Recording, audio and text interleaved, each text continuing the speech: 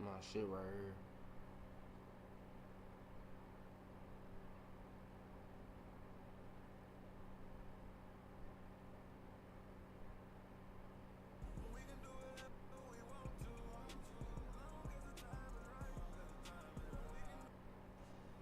What's up, friend?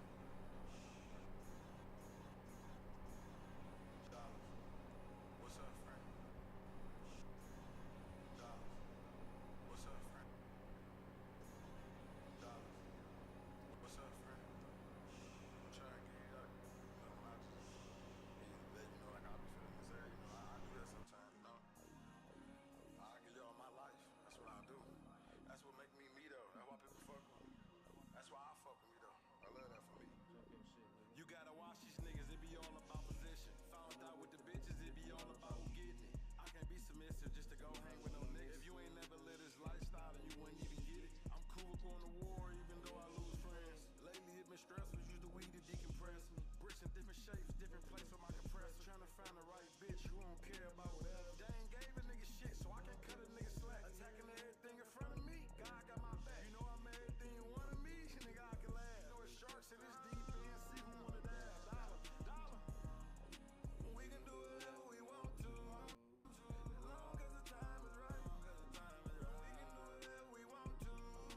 Baby, I ain't spending the night. I never say what niggas won't do. Cause you know, dog, they bite. I know my niggas is gon' do. We gon' spend. I've been trying to take my time release, but I'll rush a hit. I've been playing the broke role lately, you know I'm touching shit. When the hoes were fucking, the money touch me still. I spin that on the bitch to go spin out on the drill. When I kiss you on the lips to show you I got love for you. Mama ain't had it, but I got a lot of blood brothers. You can count on one hand all the women that I said love. I need 100 hands all the time. I told niggas fuck you. She knew I was in a war. I gave her money, she give me my change back. I'm starting to love again, nobody changed that. I dropped the love, the niggas know where I'm at. So crazy. We can do whatever we want to. As long as the time is right. We can do whatever we want to. Baby, I ain't spending the night. I never say what niggas won't do. Cause you know, dog, they bite. I know my niggas is gon' do. We gon' spend the night.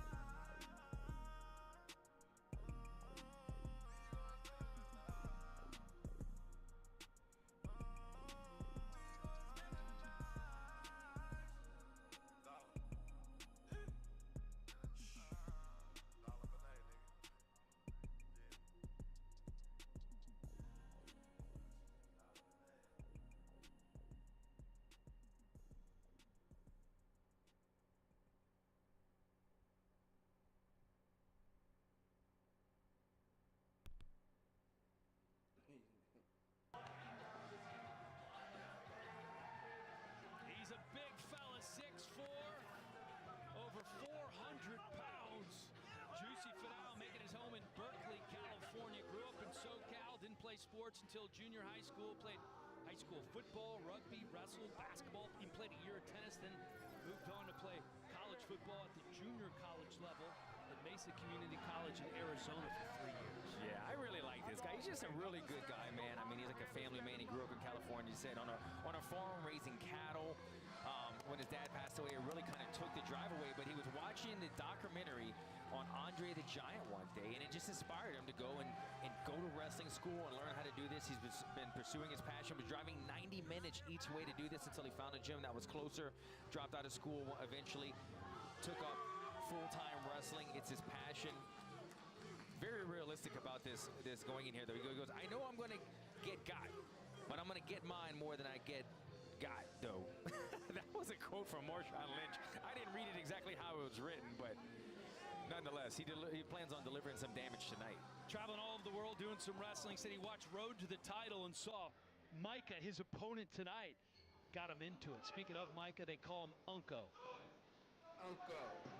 35 years old, living in Las Vegas by way of Hawaii, coming in with an 0-1-1 record. He is looking for his first win. This guy does have some power, been Out of the game for nearly 2 years. That was the last time that he had a match, working as a bodyguard and promoter, living in Las Vegas for the last 9 years. Says he wants to be a catcher as well. He said, who's going to catch Dumpling? You need a big guy like me. And remember, you got to bring the extra catcher in for the super heavyweights. I don't know if we're catching these guys, Dan. Is it kind of just softening give me your best shot. Softening the fall somewhat? I mean, I don't think anybody's trying to blow out a knee or a back. These are some big men. As you said, 6'4", 407 pounds. You look at these guys, combined weight of like 850 pounds. These are some very big men right here. He wants to be a catcher. He's done that in other organizations, actually. He used to catch and slap in other ones. He's going to ask the power slap if they could do that. I don't know if they're going to grant him the wish in this one, but anytime the super heavyweight's up, I'm all in for this. The tail of the tape is brought to you by Estrella Jalisco, an authentic cerveza dorado and the official beer of Power Slap. For Micah Sayuli, he is down to 353 pounds, lost about 50 pounds since the last time we saw him, so a significant weight advantage for Juicy Finau and a slight hand size advantage as well. Here's Justin. Ladies and gentlemen, this match is 3 rounds in the Power Slap Super Heavyweight division.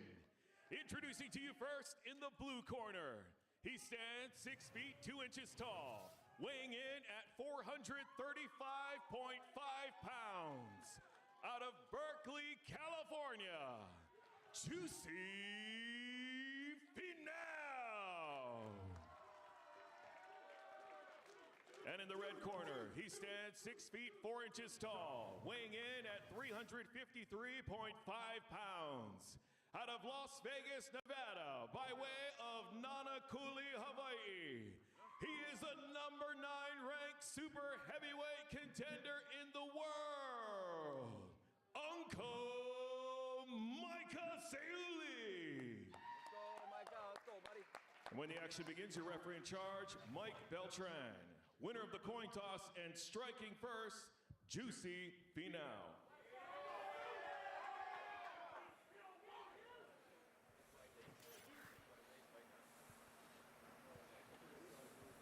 All right, gentlemen, bring it in.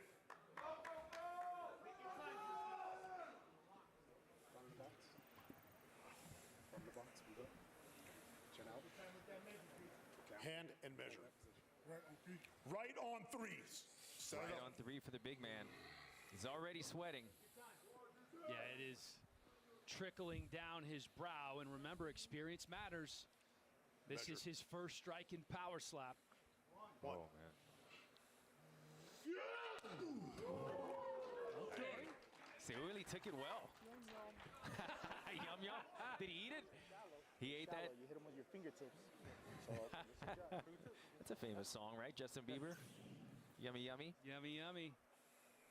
You see right here, it was kind of more fingertips, I think. I don't think he got all of the hand, and that might have taken some of the power off of it. Didn't have the meat of the hand. Just a teensy little step. So we got Might 30 have gotten seconds. away with it. Up to you. All right, go get him. You can hear him grunt Finau when he was throwing that strike as well. Release there, chin out. Hold that position. Don't move. Hand to count. Measure, count. Micah Sayuli has been in there with Left some of the on best 3. in the business. Yeah. Set up. His first match was against the former champion, the Crazy Hawaiian. He actually went That's to your school measure. in Hawaii with the Crazy Hawaiian. Played football with him too. And went to unanimous decision. I mean, lost, but nonetheless, went the distance. He stumbled him. Finau's thinking about it. Juicy. Clearing the cobwebs. Juicy. Don't let him get close to the edge. Good Okay. slap. Okay. All right. Take a Hold breath. him up. Okay. Breathe. All right. He's going to have to do something big right here, Dan. Look at this impact. Stand still. Oh. Goodness. What's the time we got? That slow motion. It just makes everything a little bit better. Get ready. Hey, on this one, Great adjust. shot Give it a right little there by solid. Sayuli. You see a little bit wobbly in the legs of Finau. This happens in fighting. You know, you get kind of buzzed and you just kind of don't know where you're going. You can't control your legs, but you can see he was able to kind of recover. Normally it takes about 10 to 15 seconds. Breathe.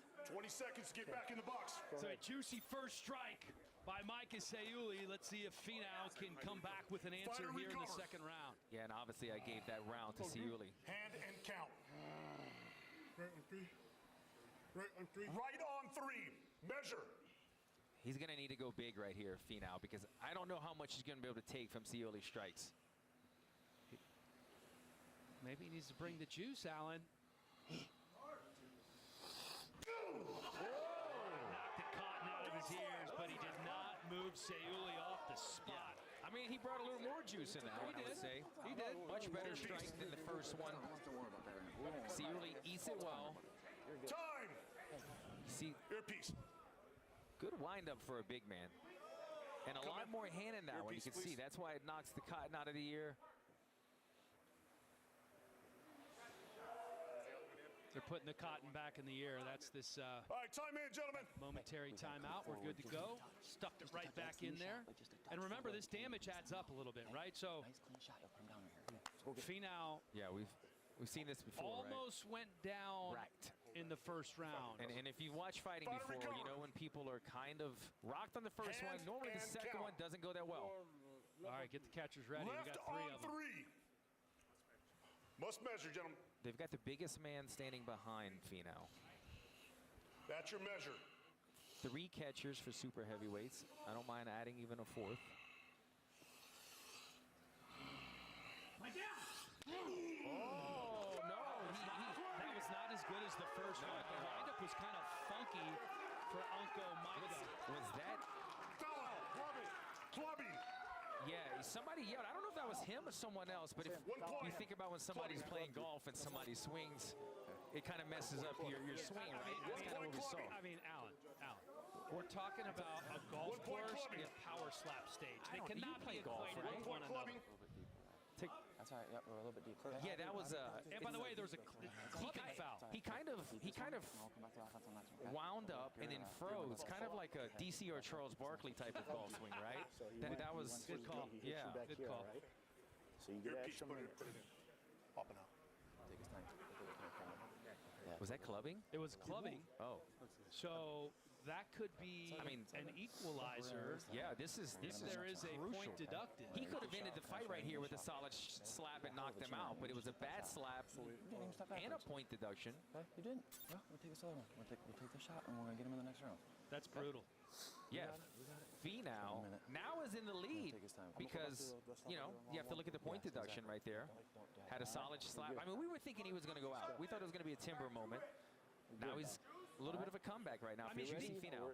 These penalties, I'm trying to put it in perspective of, let's say, football. Nice Yeah. and clean. It's like impactful a 45-yard pass interference penalty that puts somebody in the red zone. Right, Like, right. losing a point is a massive deal. Very crucial.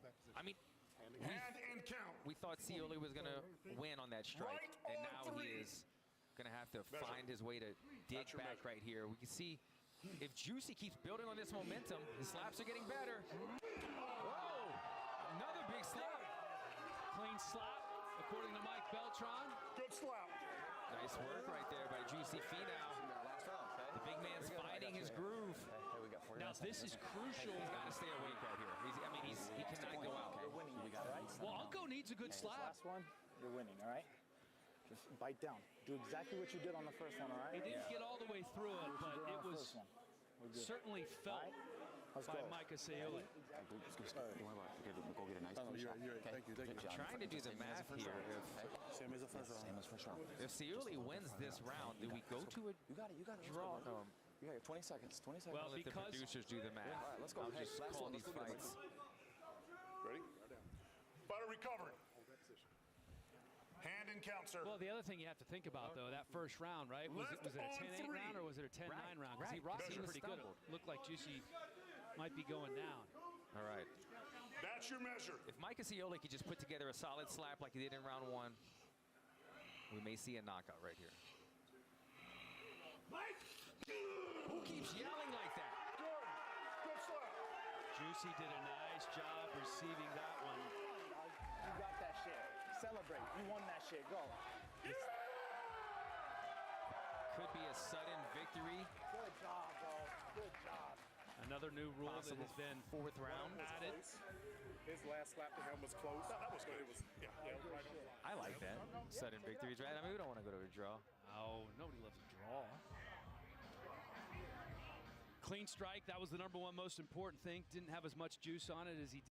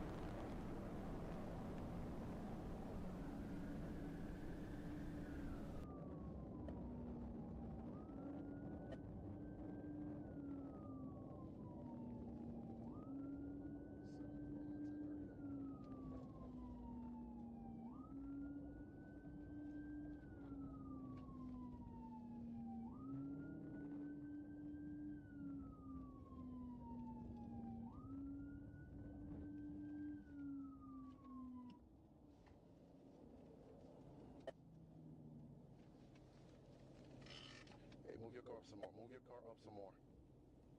Move your car up some more. Yeah, I'll be at the entrance ramp to 85 northbound from 75 southbound with a Range Rover. There's no 28s on the rear.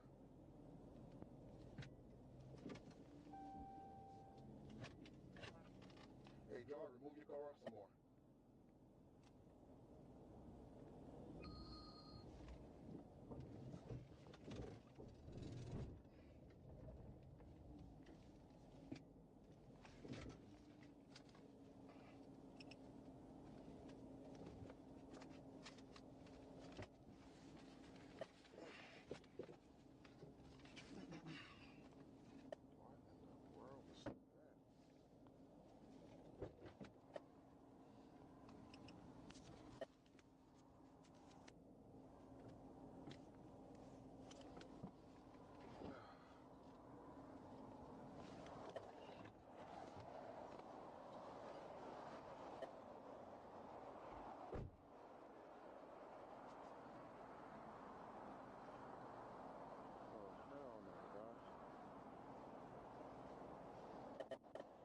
Step out the car for me, please, sir. Can you step out the car for me, please?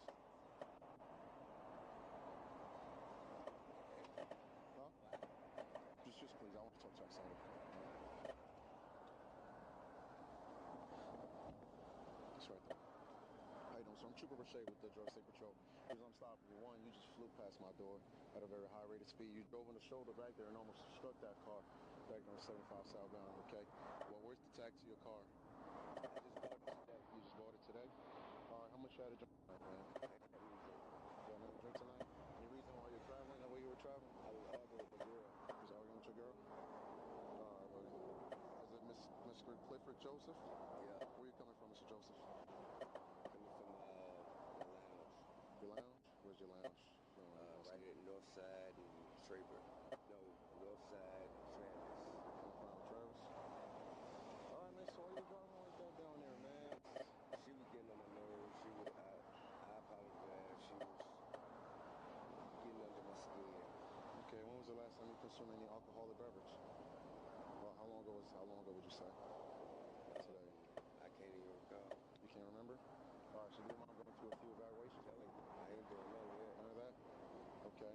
All right, so driving in that manner, okay, your eye seems bloodshot and watery, okay? My eyes seem bloodshot. Yeah, okay. And you see you can't recall when you last time you had your last drink? I ain't telling you that. I haven't had any drink. Yeah, but you said you don't recall, you don't remember when you had your last What drink. I'm saying is, you asked me when the last time I have had something to drink. I'm telling you, I haven't had anything to drink. Okay. So it sounds like you're trying to ask me something to make me say that I've done something that I haven't done. Not at all. It's just, that's not normal, man. What you did back there is not normal. Can you tell me the way you were driving back there, you could either hurt yourself or hurt somebody else. All right, just that same position, same exact place you drove back there. I worked at Fatality not too long ago, man. Sir, I understand that you have a very difficult job. Yes, I understand that you have... No, you're fine, I got you. I understand you have a very difficult job. I understand that there's a lot of stress that comes with that job. Mm-hmm. I don't want to add to it. No, you're good, man. You're fine. I don't want to add to it. I don't want to make your job no more difficult than it has to be. I don't want to be a burden on you. No, you're not a burden on me, man. A nuisance to you. Nah, you're not at all, buddy. Not at all, sir. I'm telling you the honest to God truth. Me and my old lady were arguing. If you go ask her, she'll tell you we were arguing. And I just kind of, I was trying to get home as fast as I could to get out the car. Where's home for you? I'm going up 400 to exit 5. Exit 5? Alright, where's your registration to the car? Is it in there? Any type of thing? Stuff in there.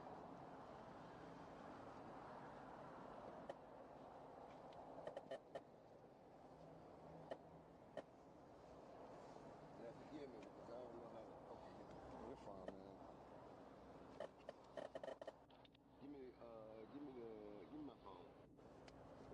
If it's not in here. Yeah, just something if it's not, just check it out. Give me 1 second. I got you. I just got it today, so I think I had like 48 hours before I actually have to have the hard copy. Okay, yeah, that's fine. Just, you have anything with the VIN number as far as the year, make, and model? I probably want to check the other side if you can see it here. Give me 1 second. I got you, brother.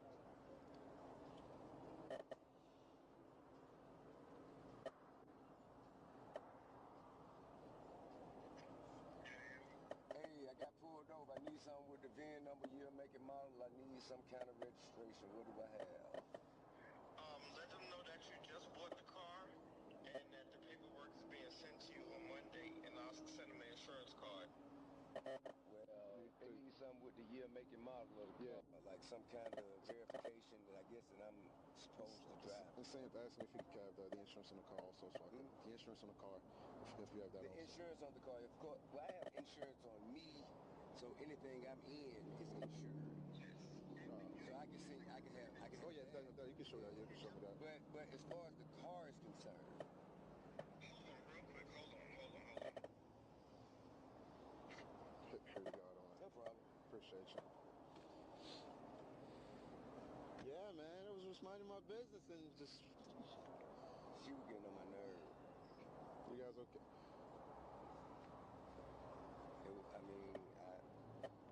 You ever go with your girl and she just like harping on something that was really, really a minute point, and it was really something that could really be overlooked.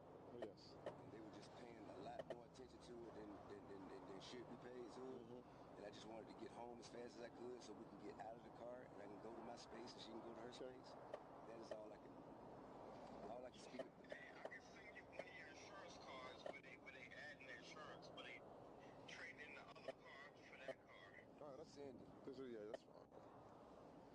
So I'm gonna send you the one for the SVR and then they'll see that car's getting traded on that car that you have insurance. All right, send it.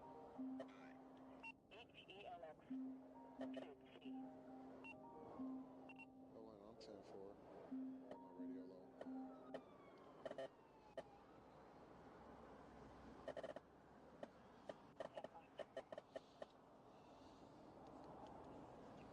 I'm clear now.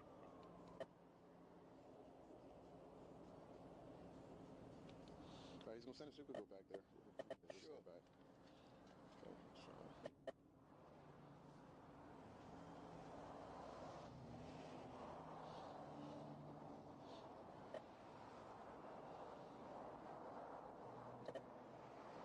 So yeah, I just got the car today. Okay. Just got the car today. Yes. Okay. The owner of the dealership that I bought the car for is on the phone. Yes, sir. What's up, man? I just got pulled over. I just need a little verification, some kind of registration. I'm gonna try to get the VIN, okay? Give me a second, huh? They're just trying to get. Let me get her. Just give me a little bit, okay? Is it possible you can sit in the passenger side? I don't want you to stay out in the cold. You can sit in the passenger seat. That's what I'm saying. I don't want you to be out in the cold. Yeah, I don't want you to be out in the cold. That's all. Appreciate you, man. You can say just I don't. It's cold out, so it's gonna take a little bit. I'm trying to run through it. Like you said, we in it together now at this point, right? So you can step behind it, man. It's fine with me, brother. Because I'm catching some heat in there, so I don't want you to be out here. You know what I'm saying?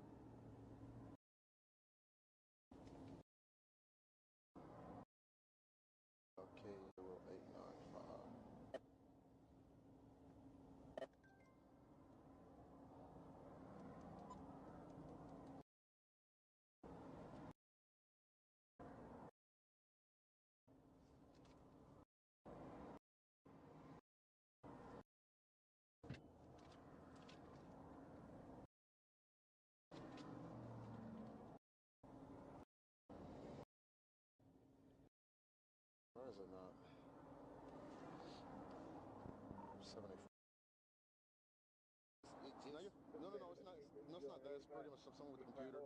It's down right now to 7. I just sneaked out here making marble. 23. 23. Appreciate you, man. You're over. C5. 30. Got it. Appreciate you, brother. Give me a second, okay? I was trying to get it up. That's why it's taking me a while.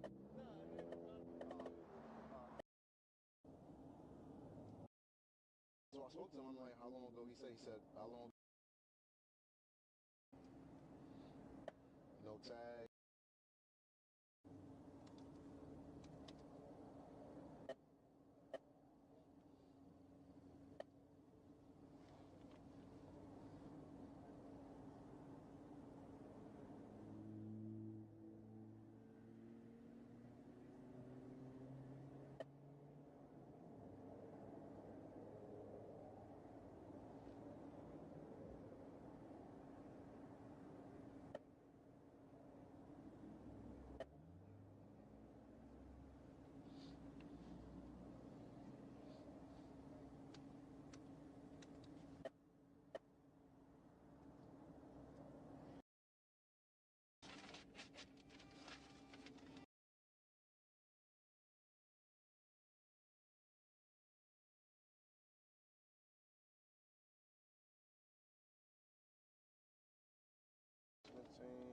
Best condition. Right. Now, me myself personally, I felt like they want him to be the face of boxing because of his demeanor. Well, he got a good chance. Is his error? Yeah, he's younger, right?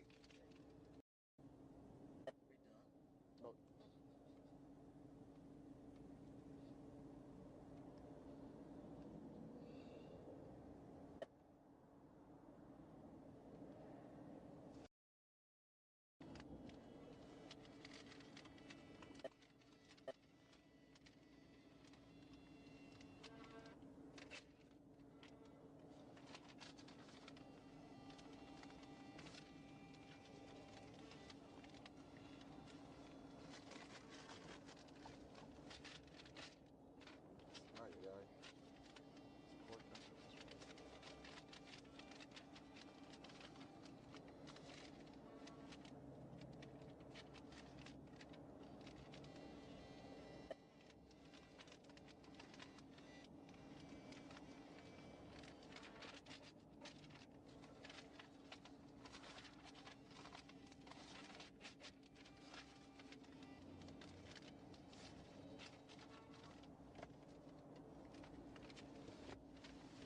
Oh. Hey, Mr. Harris. How you doing? You good, brother? So I'm gonna tell you what's gonna happen. Okay. I'm gonna let you go, right? But you'll get a few citations though. Okay, well, just tell me for what. No, I got you. No, I'm gonna come to the front. I'm just praying them out right now. It's all right. It's all right. I mean, we're just having a calm, minor discussion. Yeah. About so I can, know whether or not I want to show up and fight it. Oh yeah, I got just you. want to, pay it in the mail. No, I'll talk to you, man. It's cool, and I appreciate your candor. Appreciate you, sir. Thank you. I'm human, just like everybody else. I mean, you know what? We all are. Everybody's just waking up trying to figure it out every day. Yeah, I understand so. Yeah, no. Hey, do you think the picture said it's hard to recognize the real, the effects of the body blow? Because it looked like he barely touched it. It looked like he barely touched it. You know, you gotta get in that little shot. That's what I'm trying to get.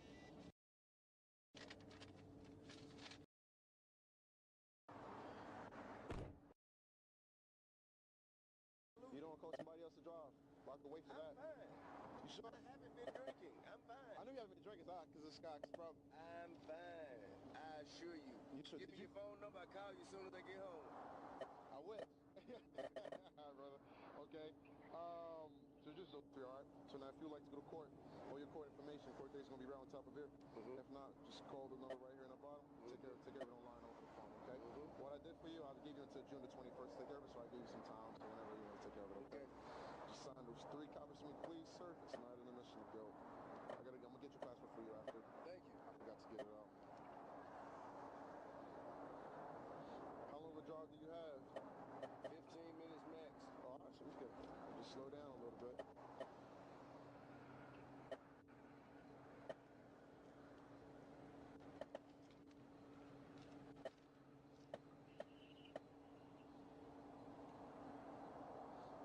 Appreciate you. I'm gonna give you the copies. I'll grab your stuff for you right now, okay? One second. Thank you. I got you, brother. Yeah, you're good, yeah. All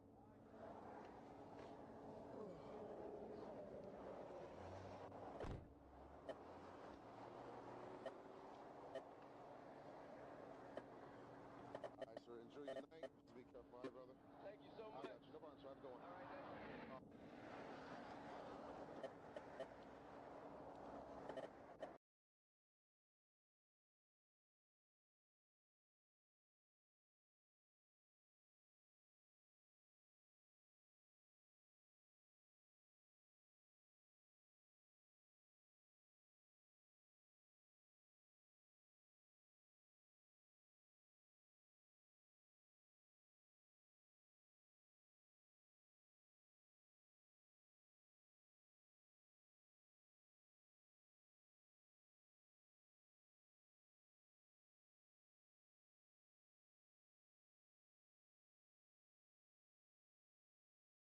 You have no authority. You not gonna tell me what to do, my Get over here. Don't touch me. Don't you touch me. Don't you touch me. Hello, what happens when great cops go up against degenerate cop? Well, buckle up, since in this video we jump deeply into the energizing world of equity from inside the constrained. What makes these great cops turn on their possess? How do they explore the cloudy waters of debasement? And most imperatively, what happens when they choose to kick a few degenerate cops' ass? Remain tuned and discover out, and do not disregard the subscribe button and the like button for a more energizing substance. Oh, they washed off. Yeah, then get rid of it. Okay. That's ridiculous. Okay. You're a sergeant, for God's sake. Okay, Chief. This police chief showed up to a DUI investigation drunk, and other officers took matters into their own hands. Okay. Don't you touch me. Don't you touch me. Don't you touch me. You have a problem? You grabbed me. Now get out of here. On November 9th, 2023, the officers are greeted by their police chief, who unexpectedly arrives in casual clothes while investigating an accident. He then pulls one of the officers on duty aside to criticize his uniform. I can't get any. Can you tell me your first name at least?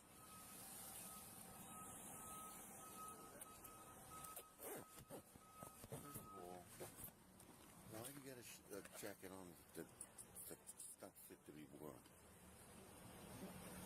What's on the back of it? What do you mean? Look, tell me what's on the back of it. Oh, they washed off. Yeah, then get rid of it. Okay. That's ridiculous. Okay. You're a sergeant, for God's sake. Okay, Chief. Let me work this DWI, okay? The sergeant gets upset while in the middle of an investigation, but the drunken, demanding chief has other ideas. Chief, I'm on a DWI. Over Chief, here. I'm on a DWI. Get over here. I'm on a DWI.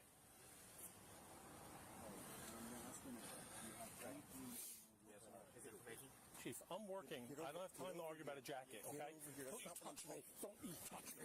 Don't you touch me. You have a problem? You grabbed me. Now get out of here before you get a problem. Take him out. Take him. No, you're going to go in. The chief allegedly tried to pull the sergeant away, who surrendered forcefully. Drunk again. He is also heard saying that he is drunk again, suggesting that this is not the first time this has happened. Get out of here. No. Chief, get out of here or you're going to get locked up. No, Chief, you're going to get locked up. You me. I asked you 3 times to leave me alone. You're obstructing my DWI. Billy, come over here. Let him go. Take it back. The chief then tries to blame the sergeant and threatens his job. I'm trying to get away from everybody. Shut up, because you're in trouble now. Stop, I'm not in please, trouble. Stop, I'm not in stop, trouble. stop. You're going to be in Stop, trouble. stop, You're gonna be Billy. in trouble. Billy. Chief, I'm working at I'm DWI. I'm listening to you. Okay. Shut up. No. You're in trouble because this is the first thing. First of all, I was about to say to you, you stupid. I was about to say to you, what do you need OEM for? You're embarrassing me in front of the men about the jacket. No. That's neither here nor there. Okay. That's neither here nor there. Now we got a real problem, Billy. Yeah, we do. I know. We do. All right, you're gonna have to go inside. No, how about we do No, this? no. How about we go Billy, inside? Billy, you're gonna have to go inside right now with me. You're gonna have to go inside and We're there's in a gonna be- serious collision. Billy, you're not doing anything when I'm on the scene. Enraged by this, the sergeant reminds the chief that he is in the middle of an important engagement, but the boss says this. You should know better than this, my friend. No. Listen to me. Grab me.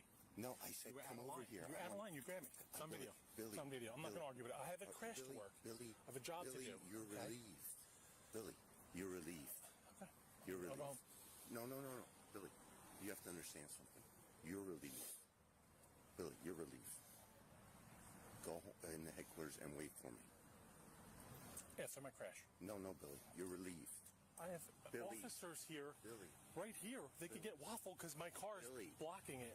He claimed the sergeant was fired and put his ego first in the collision. Suspended, Billy. I'm You're suspended? Yes. Okay. I'm suspended. I'm going home. Yes. Billy, come here. I'm going home.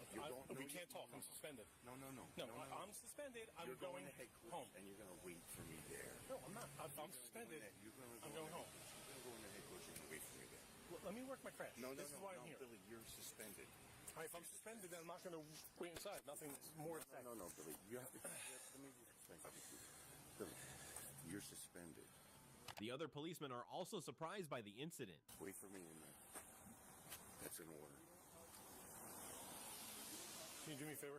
Can you put your car where my car is so our officers and first aid don't get run over, please? Thank you. There's some type of exchange between you and Sergeant Major. We're going to talk about that later. Everybody's got that. Billy's suspended. You already got this. What do you got here? What do you have? We're trying to figure that out, Chief. Go on, Billy. Go on. You know I love you. Come on. No. What? Yeah, what's wrong with you? Stop. Billy. Why would you do that to me? Stop. Billy. Stop. You got enough problems already. Please.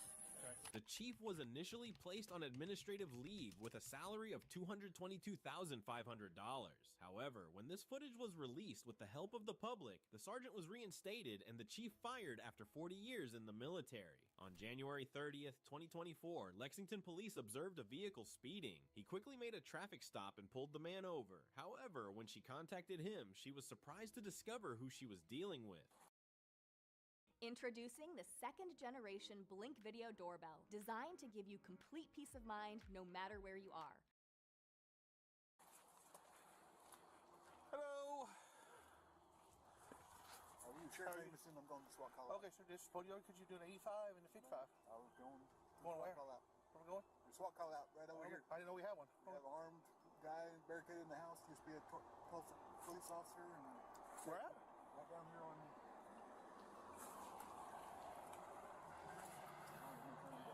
Here in Lexington? Yep. We have an armed person we don't know about. Cleveland County Sheriff Chris Amazon was caught speeding and rushed to the SWAT call. Surprisingly, the Lexington Police Department was not aware of this situation. The police then went to contact the police chief and investigate the situation. All right, I'll call our chief and let him know. 301 next. According to the Cleveland County Sheriff, we have a hostage situation at that location.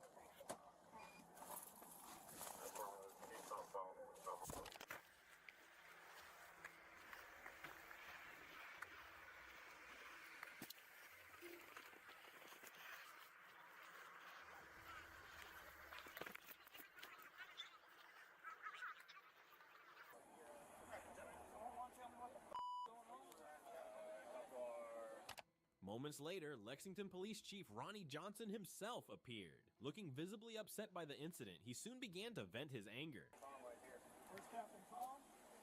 Captain Hawk. Yeah. Where's Captain Hawk? Excuse me, sir. What's going on here? We realized that I'd like to know what's going on in my own damn city. We would have notified you, sir. We would have? Yeah. Well, hold on. I've been down there at the PD the whole day. According to the call, it says Lexington was notified they refused to respond because of our call. Okay, I don't know who the said that. First of all, sir, I know you're the chief. You're not going to talk to me like that. I'm just telling you I don't appreciate all of this going on and nobody notified me a damn thing about it. Okay. Okay. I'm sorry, what's your name? As the chief vented his frustration, Deputy Monsky attempted to intervene, which the officers did not like and backfired. Sir, I am too. You're not going to talk about chief like that, sir. That's not going to happen. You can get the out of my face. I don't give a who you are. Okay? This is my county, too. Back up, man. Back up. No, you don't. Okay? You need to stop. Chill out. Back up. Everything's going to be okay. But you need to back up. I get it that you can back riled up, dude. Negative. Monsky did not hold back and did not respect his countrymen. He then proceeded to do something that made an already tense situation worse. You're not going to be disrespectful. Okay. Sheriff, you need to back up out of my face, sir. You have no authority. You're not going to tell me what to do, You're not going to get in my sheriff's face. Just like you told me, motherfucker. Get your hands off me, man. Back up, John. Hey, pull him back. No, he's in the sheriff's face. He said the same He's getting ready to go to jail. Stop. He's getting ready to go to jail. Stop. Both of you need to back off. This is our operation. This is our county. Understand? Oh, yeah. Perfectly clear. Perfectly clear. Come on. Just to run that fucking relationship. After the argument, Chief Johnson and the officer decided to leave the scene, leaving the case to the sheriff's department. Johnson later came to the media to say it wasn't the first time the Cleveland County Sheriff's Office kept them out of the spotlight. The Cleveland County Sheriff's Office also noted the sad incident and released a statement expressing regret for the incident and attempting to provide context for the actions of its deputies. We can only hope for an honest investigation, but since the investigation is ongoing in the department, our expectations for a positive and fair outcome are limited. Authorities responded to a shoplifting incident on August 1st, 2020. This is what happened when an absent police officer was confronted by CCTV. Looking at you on camera, got you getting the phone, man. So he just put his phone. I see it. You see it? All right, I'm gonna let you watch it from here on. Didn't have any. All right, so he left. You see that? Yeah, it's in his hand. Huh? It's in his hand. Yeah. Okay, here's the deal. Okay, Mr. Jones? Yes, sir. Here's the deal, okay? This is what's gonna happen, okay? I already talked to the victim, okay? I already talked to the victim. He gets his phone back, no one goes to jail, okay? But mark my words, okay? I'm not gonna play games. You understand me? I'm not gonna around. I'm not gonna waste my time because technically I'm supposed to be getting off in a little bit, okay? So if no phone gets produced, okay, then I'm gonna take all three of you, not just you, but all three of you. The suspect continues to deny the theft, even in light of the footage, which infuriates the police. I just watched you in the video take the phone. Do you not understand that? Look at me. Look at me. Is stupid written across my forehead right now? Sir, I just literally watched you on the video take the phone and walk outside. So where's the phone? You want your water? No, the phone that's taken. No. I have my phone. I'm going to check real quick. You start with you first. Okay. Okay. Sir, I'm telling you 1,000 times, I have no idea. My hands have been up the whole entire time. I have not flinched. I have not reached for my pockets or anything. You can check me for the phone. Okay. I have not flinched or anything. I work this on a daily basis. I have locked people up on a daily basis. Hey. Gary Okay. My first father. Miss, what's your last name again? Gary my father has worked Mr. for the Jones. city. Okay, Mr. Jones. Okay. I want you to take a deep breath in first, okay? Here's the thing, okay? I'm Deputy Gills, Bibb County, obviously, okay? You work for Dublin, is that correct? Yes, ma'am. Okay. So we ain't trying to get a whole lot of things and a whole lot of things, but here's the issue, okay? And I want you to just listen, okay? On camera, and as you know, as a law enforcement officer and so forth, camera does not lie, okay? It shows you picking up the phone. All we want to know at this point is where's the phone at now? Where did it go from the time And I you have grabbed it? nothing to lie to you about. My hands have been up the entire... Incredibly, he's given the chance various times to be genuine, but he still tries gaslighting the officer. So, where did the phone go? And that way we can go from here and figure out what we need to do. May I answer the question before y'all start antagonizing me? So, on camera. Likely since he knows he will lose his work. Mr. Jones, just answer the damn question, okay? Where's the phone? May I say yes? Can I get a yes or no? Spit out what you're trying to say. Dude, you don't have to scream at me like that. Well, you're wasting time. I'm just saying you don't have to scream at me like that. Look, you either get out whatever you're going to say or we're done. Dude, my hands have been up the whole... What's your name? What if you can create your own website by saying, this is what I want? With Wix, you can. As you'll see, the off-duty cop continues acting troublesome, and the pressure within the room is quickly rising. I have told y'all several times, my hands have been up. You can ask him, turn his camera. What do you mean by your hands have been up? My hands have been up. What do I you can do? told y'all What's can your check job me. title down in Dublin? You're not asking. What's your job title down in Dublin? Police officer. Why do I have Are anything? you on the road? Or are you in the jail? Where Yes, I've been on the road for a year now. I have nothing to lie All about. right. Who's your direct supervisor? Lieutenant Clark. Lieutenant Carr. Do you have Neil his Clark. number? Yes, I have his number. Okay. Can I get his number?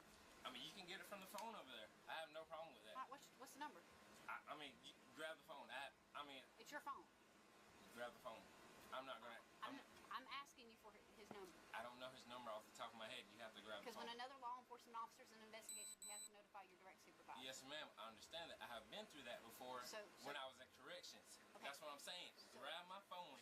I can tell I'm not you. grabbing your phone. You grab your phone and pull his number for me. Is that your phone right there? Yes. Grab his.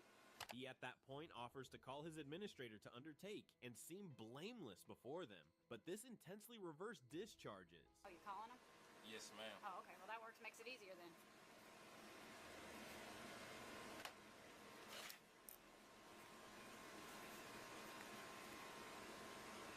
I was gonna call.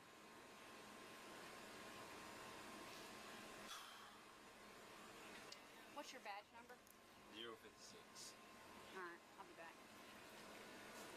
May I talk to the acting corporal? To the acting corporal? Yes, because we don't have an acting corporal. All we have is a sergeant and an acting corporal. Okay, I am the acting corporal. Not to my shift or not. Oh, you're talking about one of your... Yes, sir. That's what I'm talking I about. don't care who you call. So, may I or may I not? Call whoever you need to call. Turner. Can you please talk to them? They think I stole somebody's cell phone. I did not.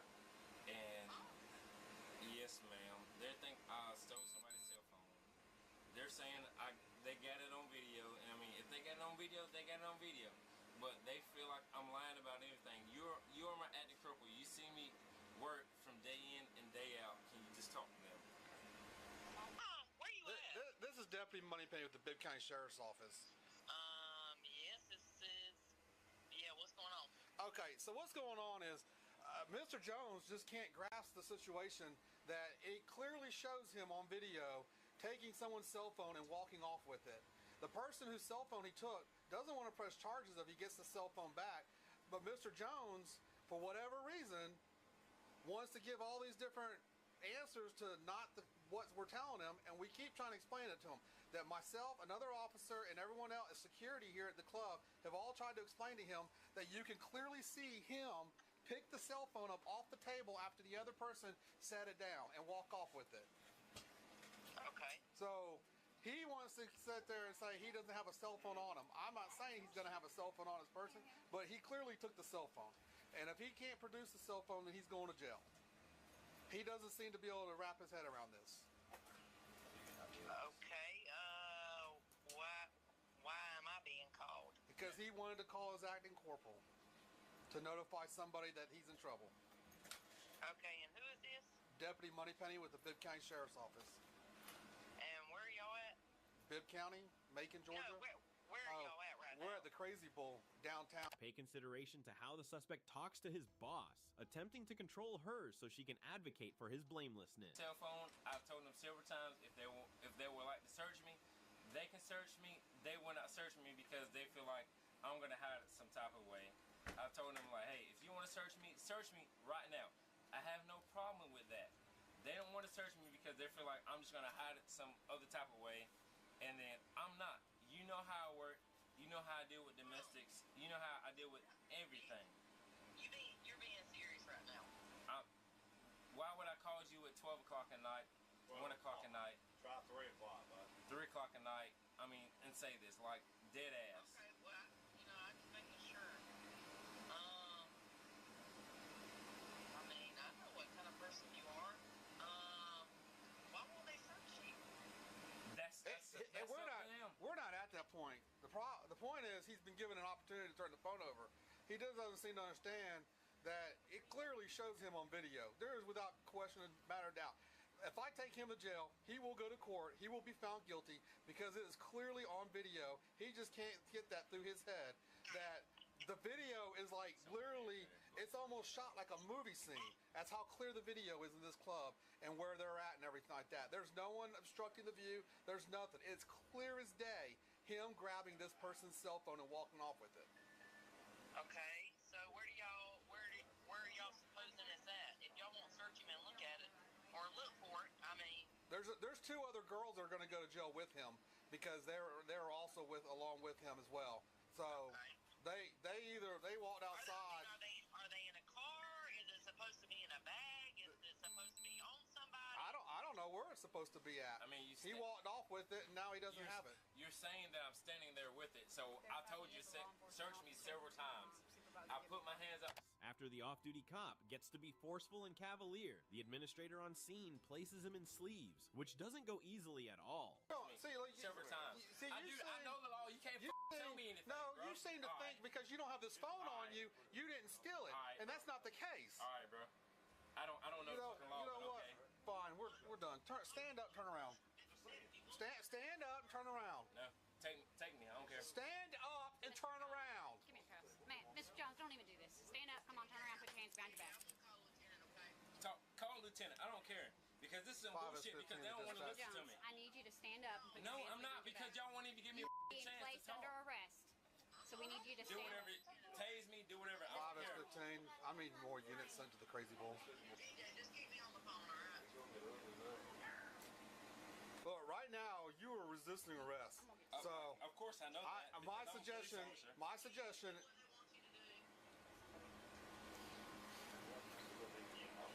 You are only making things worse than yourself right now. That is all you're doing. That's fine. Is making things worse. That's fine. Because if this has to That's escalate, fine. if this has to Sir, escalate, shut the fuck up. I know what's fine. I know the rules. I've been a police officer for a fucking year. okay.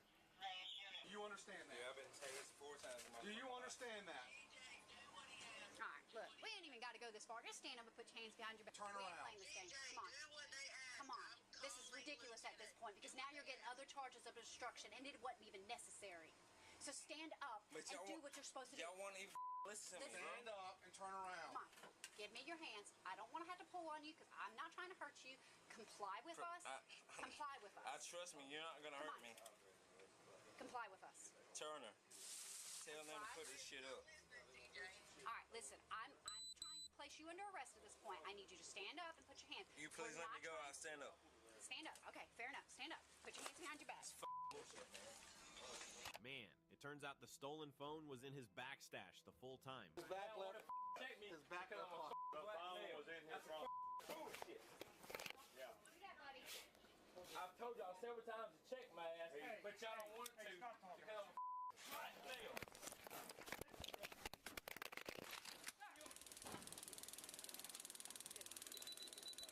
His demands to be looked were essentially squares. Taking after this, the suspect retches insuperable and acts entitled. Listen to nobody. All right. I'm tired of that bullshit. Y'all want to think every black motherfucker is out here doing some ass shit. Y'all don't want to listen to nobody. We ain't playing this game. Just get the goddamn car. Come on. Put him in there. Really? I mean it. You're gonna get tased again. Get in the damn car.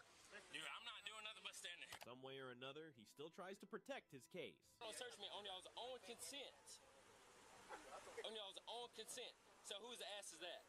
It's yours because you stole a phone. All right, bro. You stole a phone, sir. Roll up the window. Roll up the window. No. I don't know, bro, because that's bullshit. It's that's hot. Bullshit. You know, bro. listen to what I'm saying. If I give you permission to search, bro, I went to school for this, bro. You don't have to. I think we all did out here. But the thing is, you took something that wasn't yours. You didn't. No, the you didn't. Shut the up and leave me the alone. Okay, just keep talking, sir. Yeah, I would gladly. You took a phone that was not yours. And I told you to search me, bro. You didn't tell me anything. All right. Well, I'm saying you want to didn't. be white guy so smart. Well, no, I'm just being mean. That's a bet. That's okay. a But you took a phone that wasn't yours. Answer that. That's a motherfucker. Gary was charged with burglary, obstacle of peace, and was terminated from being an officer.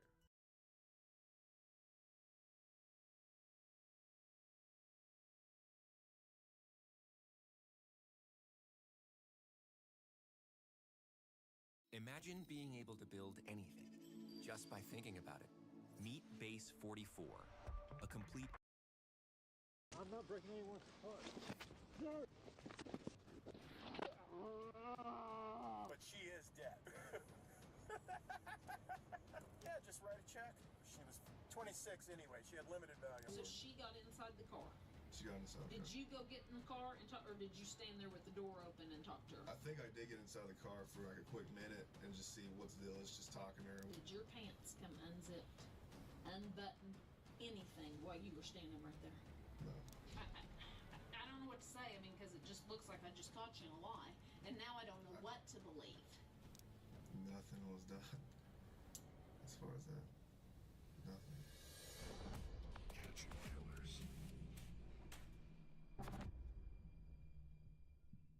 While police officers are sworn to uphold the law, Hey, put your hands up. Put your hands up. they often break it with impunity. In this video, we'll see cops who think that carrying a badge means having a license to commit heinous crimes of their own. I'm not breaking anyone's car.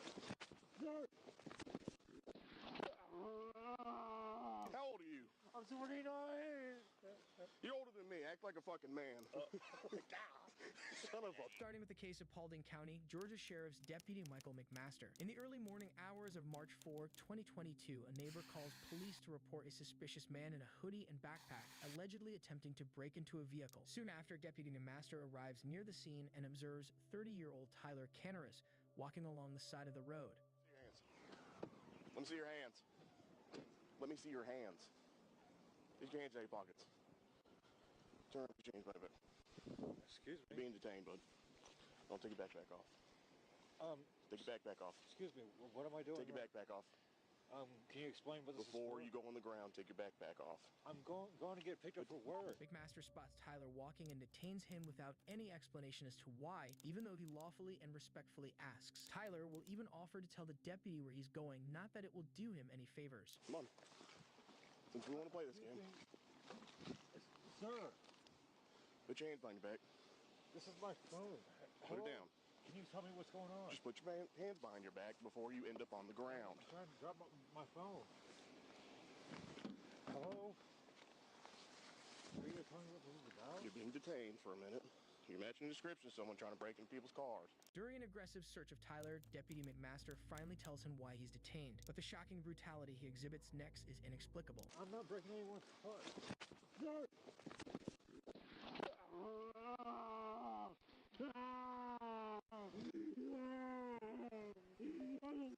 Stand by your fucking back. I'm just going to work.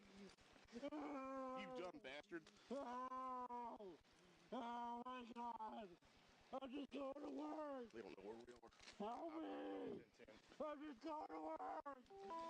You got that? Yeah. I'm just going to work. Ow. Ow. I don't know. Ow, please. Yeah. I'm getting picked up from work, please. 921. Please help me. Shut the fuck up. Get up. I'm going to work. Your traffic friend. Ow. Ow. Shut the fuck up, dude. Get up. After aggressively body slamming Tyler for seemingly no reason, another officer arrives to assist. As he begs for help, they drag him to the vehicle, hurling verbal abuse along the way. I'm going to work. Are you on camera breaking in the car? No, I just came from my dad's house. I bet you are. He lives right up there. What did I do wrong? Hey, 348. Please, I just came from work. Well, you're under arrest for obstruction, at least. How? I literally just You didn't want to. dad's house. You didn't want to fucking listen. Put your hands behind your back. That's simple. Then I told you you're gonna end up on the ground. You still didn't do that. Then your ass ended up on the ground, didn't it? I wasn't trying to. You wasn't trying to. How old are you? Please. How old are you? I'm 29. You're older than me. Act like a fucking man. Tyler sticks by the story that he's going to work, denying any attempt to break into a vehicle. Deputy McMaster accuses him of obstruction, but it's uncertain as to how he come to this conclusion if he was being honest. But for him, it's either obey the vague commands or suffer his own brand of justice. When the cops say put your hands behind your back, you do it. And then we explain. I don't know what I did wrong. I was trying to explain to you, but you wanted to keep pulling away. So now you're under arrest for obstruction. No, Yep. What? Nope, I told you multiple times. All you had to do was listen. But no, you wanted to be a child and try to pull away. That's your fault. No, come on. No, you're under arrest. No. Yeah. Was broken on the day of Reggie Ross, 9/5 of 89.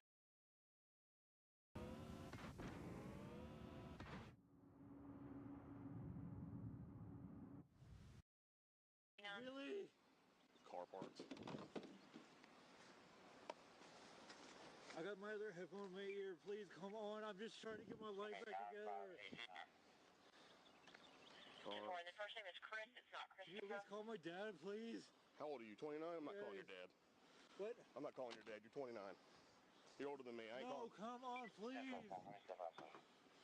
I'm just trying to get to work. You can go in the back of my car. I want to be a dick. Oh, fair. I said, put your hands behind your back. You're being detained. What do you say?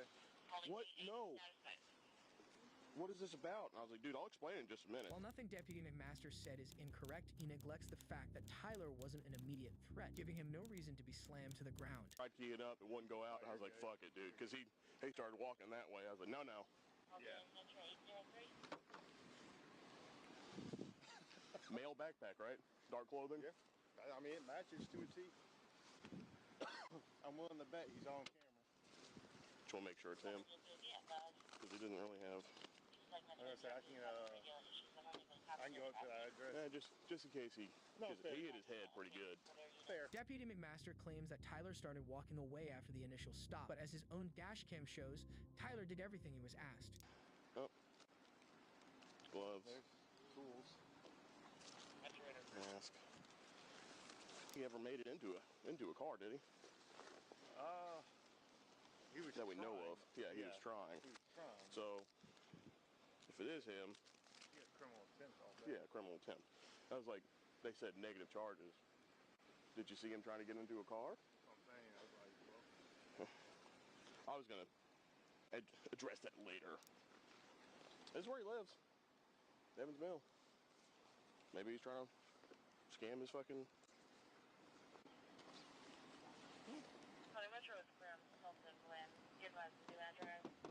At every turn, Deputy McMaster assumes the worst about his supposed suspect, but when he literally runs out of ideas as to how Tyler could be guilty, his sentence trails off into nothing.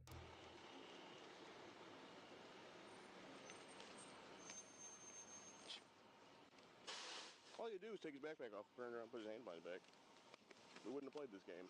As paramedics arrive to treat the head injury, the deputy responsible for it coldly frames the encounter as a game that Tyler lost. I actually got into a car. I dropped him on his head right there. Oh, okay, cool. I got boo-boos too, but I'm okay. Where is he? He's in the back of my car. Just make sure he's...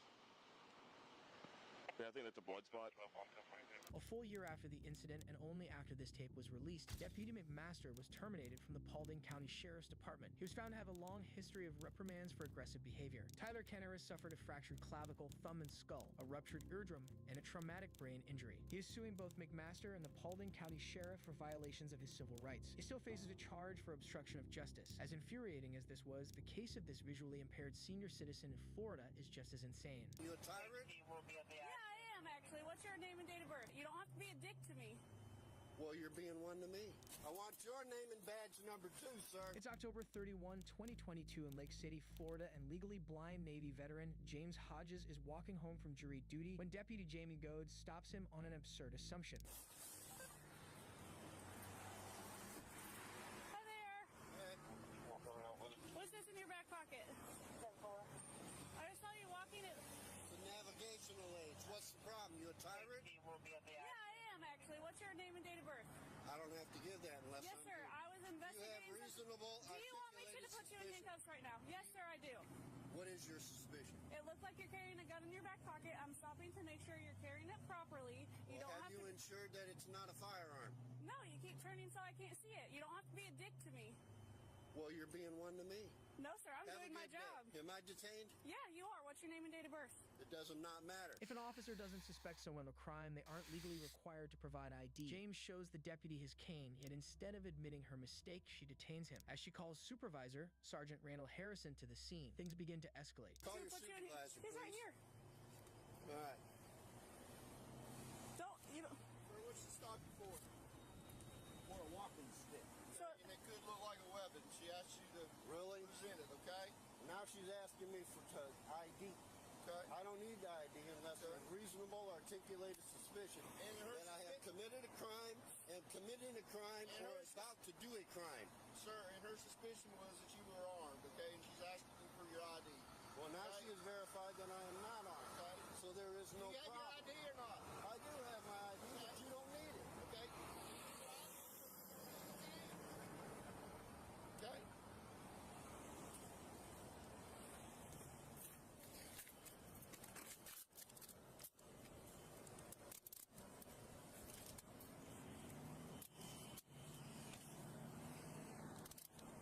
You deserve it.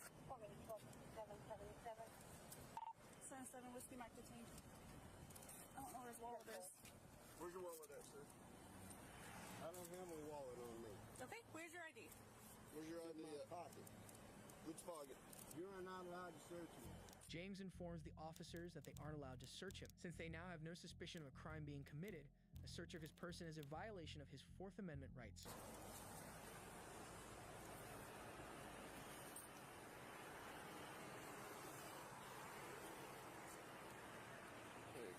Thank you. I want your names and badge numbers. 1257 on Nick, 65427. Yeah, 4427. Eve to me is basically freedom. It's a giant open universe where you Preferably Hotel your cards. 322 457 61 2540.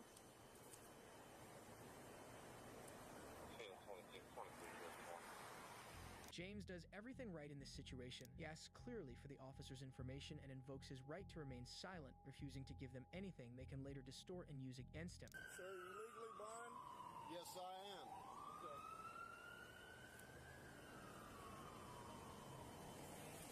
I had to walk up here in the dark for jury duty, which was canceled. Why aren't you using your stick? You don't have to use your stick all the time? Not all the time. 26. Green. All right, Mr. Hodges. Was that hard? It's gonna be. I want your name and your badge number. You know what? Put him in jail for resisting.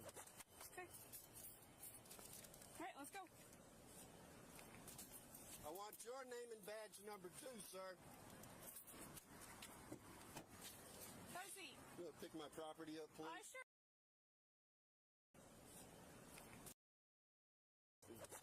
Okay. It's gonna be. I want your name and your badge number. You know what? Put him in jail for resisting.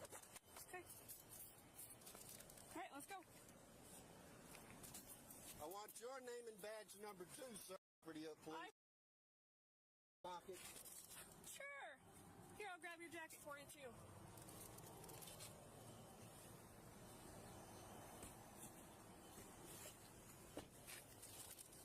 The officers have now identified James, and all he's done is ask for their names and badge numbers, which he has every right as a citizen to do. It's a strange decision to arrest him at this point, one that will later come back to haunt the officers. James Hodges was charged with resisting without violence and spent 24 hours in a jail cell. James later sued both the Deputy Goad and Sergeant Harrison, who were briefly suspended for their roles in the incident. Sergeant Harrison was also demoted from his position. As crazy as that was, wait until you see what these Texas cops get caught doing while serving an eviction notice. Put them in my shirt. Oh. Ray-Bans. In late January of 2021, Texas Constable Curtis Traylor Harris and his two deputies, Laquetta Banks and Derek Holman, and serving an eviction notice when one of their body cams accidentally activates, catching them in a shocking act. Hold on, don't come down here.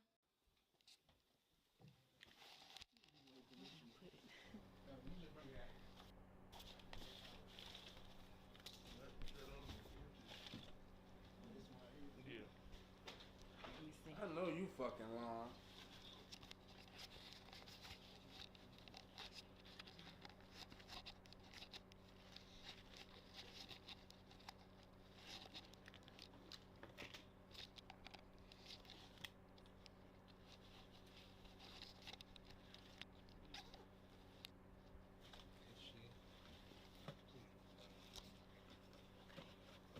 All the ham hocks.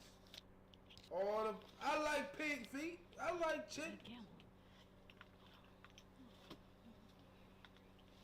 I know you fucking lying. Hold on. Oh. She talking about oh. We set that box right. We set that on that dresser. A box. Constable Trailer Harris and Deputy Banks are both seen finding watches and cocaine in the resident's closet. They steal at will, completely oblivious to the activated camera recording their every move.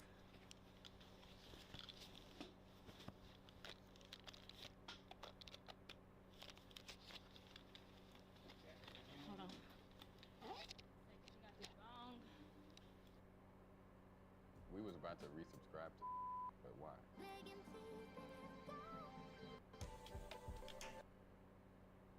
Hold on. Backstabbing motherfucker. Deputy Banks watches herself in the mirror, shoving the resident's valuables in her vest. There seems to be no hint of guilt or hesitation in her eyes. Oh, no, it's a whole bunch in the other bag, too. We can roll this out.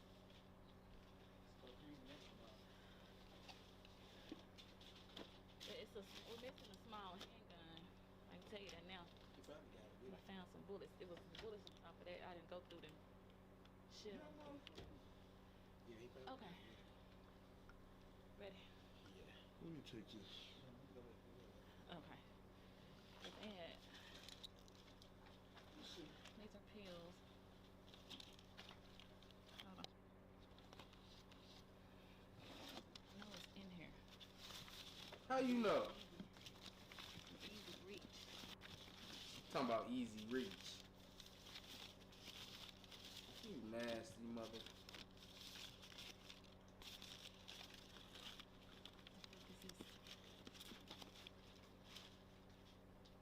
What is this? A cell phone or something? Scale. Oh, shoot. Calculator. It's a cell phone charger. Hold on, wait. What is this?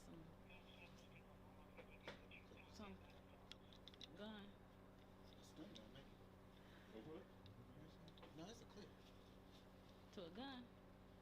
Yeah, it's a root. Okay, this is some more bullets. He holding up, talking about this a Ruger. Yeah, sheriff's office. Some more money.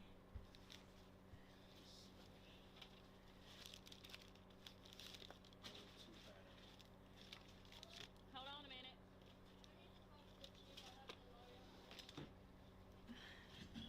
After being baffled by the ammo clip she finds, Deputy Banks helps Constable Trailer Harris stash the loose cash from the bedside drawer before she's interrupted by one of the residents claiming to have their lawyer on the phone. Not that this will thwart them from their search for more items to steal.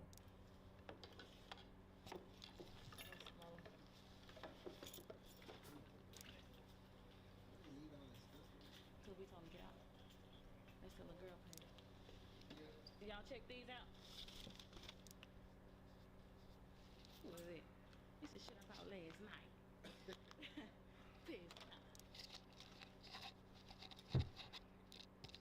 Oh, y'all got taste. Looking ass. Just stuffing shit.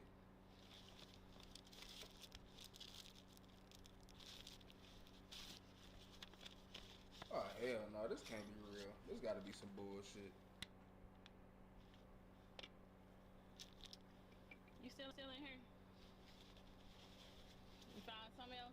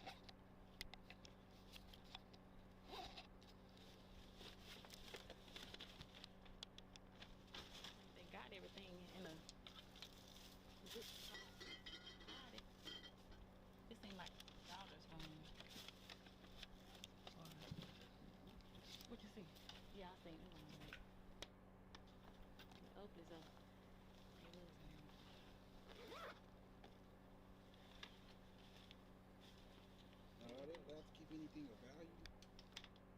Who? Them. Long as it's who? The consul? No, the company. Anything value? What's all this? Yeah. Yeah. Let's see what's in here. Oh. Ray-Bans. Okay. Hold on. What's in here?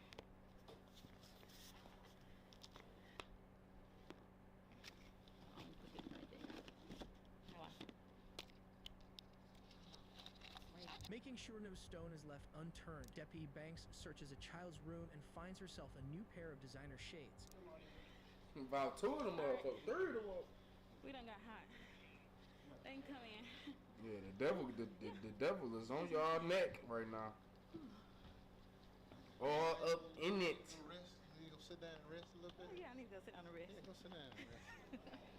But a hard day's work on the job leaves her breathless. The resident Sue discovered several items missing, including cash, makeup, and a safe containing antique coins, military medals, and personal documents. After an internal investigation, Deputy Banks' incriminating body cam was found. All 3 were suspended from duty, arrested, and charged with abuse of official capacity, official oppression, and property theft. Trailer Harris was found guilty and sentenced to 5 years probation, after which he was allowed to resign. LaQuenta Banks pleaded guilty in exchange for a plea bargain and received 18 months probation, and Derek Hallman was found not guilty. While some corrupt cops abuse their power to steal, others use it to settle disputes with their daughter's boyfriends or make them much worse. You're going to jail. Get out. Call 911, you're going to jail. Get in my car. You have to give me a reason. By law, why are you pushing me? On April 16, 2018, Officer John Kovach of Lorraine, Ohio pulls over 18-year-old Makai Coleman, seemingly for no reason. But we'll soon learn that this is no ordinary traffic stop and the true motivations behind it much more personal.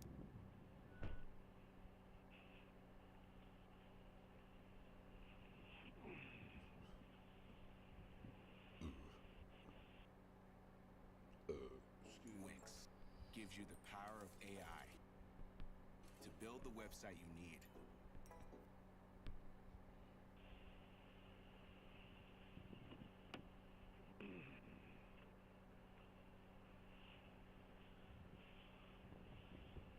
You can get out. You're going to jail. Get out.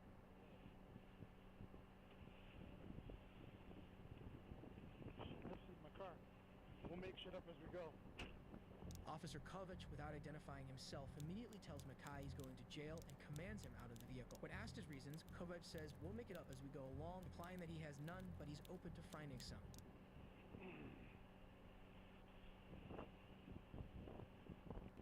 Any guns, knives, weed on you? What's that? Obviously. Go ahead, get smart, so I can do something to you even more. Officer Kovach continues to bait Makai, hoping to get a reaction that will give him an excuse to use force. But before he can, one of the 3 teenage passengers in the vehicle interrupts. But as he deals with her, he'll miss a call from dispatch about a potential shooting. 121 and 124. I'm playing with you. Have a seat. 25 over. 34 Ashland. I tell you get out of the car? Did I tell you get out of the car? Other road that goes 12. Bill's advising a white female in a blue jeep, front them with a gun. She's in a Ford Focus. She also called in, said you find her, so she did show them. She has a 1015 permit. Your dad know my daughter's in your house? Yeah. Where's your ma there? Kovach assumes the passenger is related to Makai and asks if her dad knows his daughter is at their house, a strange question which seems to baffle the female. But things heat up when the mother of 2 of the teens, Gloria Morales, comes out of her house asking questions and Kovach and one of his own. My daughter in there? Would like to check? Why is her computer there? Kovach later told fellow officers he had traced his daughter's laptop location because of supposed concerns over her mental health and because of her relationship with Coleman, who she was staying with against his wishes. But what he threatens Morales with next is a shocking abuse of police power.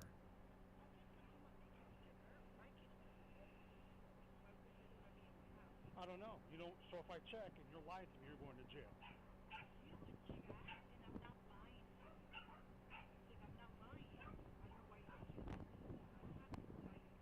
Well, I was told she was here.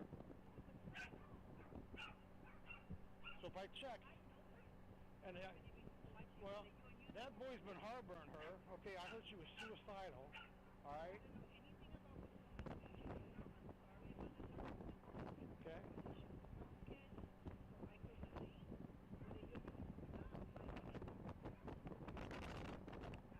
So I could come in and check, right?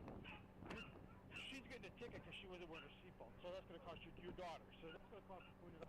But after Morales refuses to let Kovac come into her house to search for the laptop, he decides a different approach. Threaten her daughter with a ticket, but predictably, her mother won't appreciate this and will let him know it. For your information, you're getting a ticket for not wearing your seatbelt. I had my seatbelt. No, you didn't. You can go to court then. Okay? I had my seatbelt. No, you didn't. You can plead not guilty and you can go to court then. I had my seatbelt. Go back in your house. What do you do?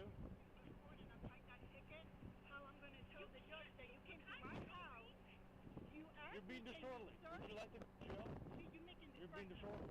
How am I being disorderly? She wasn't wearing a I seatbelt. was wearing my seatbelt. How am I being disorderly? You making this personal. You wanted to get my daughter because you think your daughter is in my No, house. she wasn't wearing a seatbelt. It's going in your personal. It's on video. You shouldn't take her with a uniform. It's on video. Okay? It is personal. It's on video. When you accuse me of your daughter You're being in my disorderly. house. Would you like to? How am I being disorderly? I'm trying to conduct an investigation.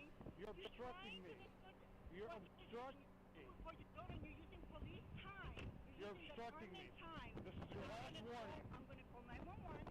You call 911. I am call 911. You're going to jail. Morales says she's calling 911, which causes a panicking Kovac to threaten to arrest her. But he soon won't have any need, as he learns that his daughter has been right under his nose this entire time. Go ahead with your mom. I'm not going to go with you. She's in the car. I didn't even see you. Get out of the car. Get in my car. Go ahead, you guys are good. Ma'am, they could go with you. Get in my car.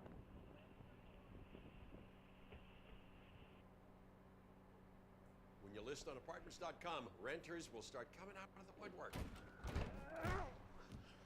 Nigga taking his parent road You too probably serious. know Vistaprint for business cards because we've printed them for millions of small businesses over the past 25 years. Taking that shit too serious.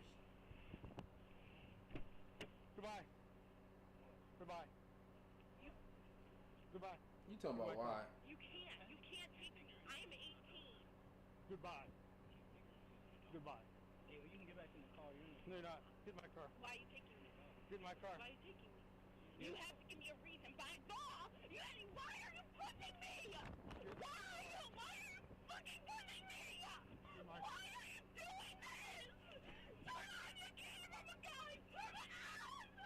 Get in my car. You can't arrest me for no reason. You can't. You can't. You can't. Keep me. Knock it off. You don't want me. I know. You can't do this. You can't do this. You can't. You can't pay me for no reason. I'm an adult. Get in the car. Why are you putting her in the car? She was suicidal yesterday. I was not. You weren't even with me yesterday. Just say, well, Friday. Get in the car. Friday, I was not. Get in the car. Get in the car. You can't. Get in the car. I'm not. I was going home to her mother, and you're ruining it. I can't. You gotta come down. That's fine.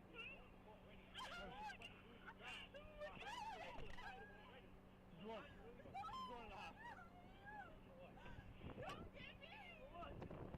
Tell me why she's in the hospital. Because you think of what? She's going to the hospital because she said she was going to kill herself Friday. No, I didn't. I did not. I did not. Yes. What? I did not.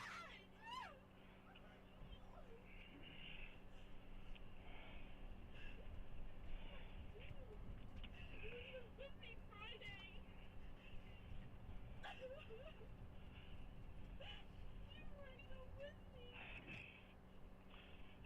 gonna go to the hospital, all right? No, I'm fucking not! I never said this! You told me Friday. I never did! What do you mean? I wasn't even with you! I wouldn't let me out of the car! Victims of so-called gaslighting are deliberately told false information about themselves, often leading them to question reality or even their own sanity. Officer Kovac's attempt wouldn't work on his daughter or on the Lorraine Police Department, who fired him for violating multiple department policies. As entitled as that officer was, our next finds out what happens when a fellow cop doesn't let him get away with speeding on his way to work. You gonna pull over? Please say a command. Pull over. On June 6, 2023, a Seminole County, Florida deputy spots an Orlando police officer, Alexander Dshine, driving 80 miles per hour in a 45 zone.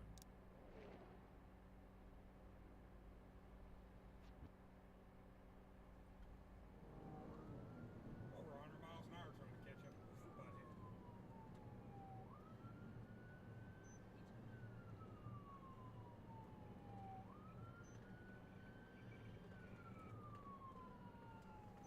He's the guy that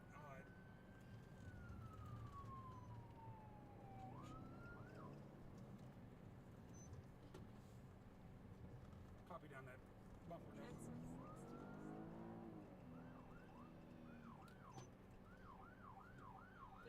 Yeah, 11070.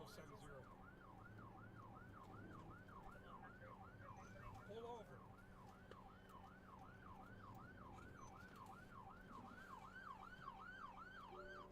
You gonna pull over? Please say a command. Pull over. But after turning on his lights and attempting to initiate a stop, Dshine will have other plans.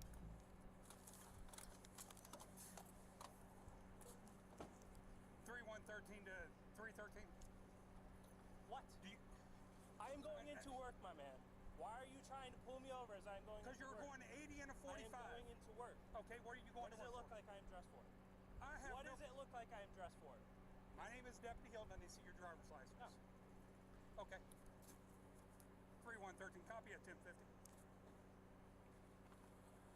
After the officer questions Dshine, Introducing the second generation Blink Video Doorbell, designed to give you complete peace of mind no matter where you are. With a battery life up Dshine as to why he didn't stop. His only explanation is that he's trying to get to work. When it's made clear he's not going to get away with this, Dshine shows how much he respects his fellow officers' authority. Dshine was later fired and charged with resisting an officer and fleeing from law enforcement. While every case of police corruption is serious, that was nothing compared to our next one. And you said that you made a traffic stop after work, but you didn't call it in. I didn't call it. Did she offer anything? Don't take me to jail, I'll do this. How long do you usually take on a traffic stop? I don't know what to believe, because you tell me this, I go to verify it, she tells me the opposite, and now I'm wondering what you're telling the truth about. I don't believe you. On June 18, 2014, Oklahoma City police officer Daniel Holtzclaw arrived for his afternoon shift only to be confronted by detectives from the department's sex crimes unit. They received a disturbing claim about a sexual assault committed by one of their officers early that morning, and with all evidence pointing to Daniel, he's placed in an interrogation room to undergo questioning. Now, I know you're an officer, and I know you've seen these 1,000 times and you've read them yourself. Right. You still ask me any questions if you have one. Right. Okay, don't be embarrassed of that. Right. Okay? I think I'm already embarrassed. Why are you embarrassed? Tell me why you're embarrassed. Station deal, so. Nobody. Well, I mean, there's rumors flying. I know. And we tried to do that as kind of quietly as we could, and that's why we took you up the front and stuff. But this is gonna make the rumors go away. Okay. Okay? For you. Right. The rumor tomorrow is gonna be on somebody else. Does that make sense? So let's get them off of you and get them onto somebody else and get this over with. Okay? All right. You have the right to remain silent. You understand that? Okay. Anything you say can and will be used against you in a court of law. Do you understand that? You have the right to talk to a lawyer and have him or her present with you while you're being questioned. You understand that? If you cannot afford to hire an attorney, one will be appointed to represent you before any questioning if you wish one.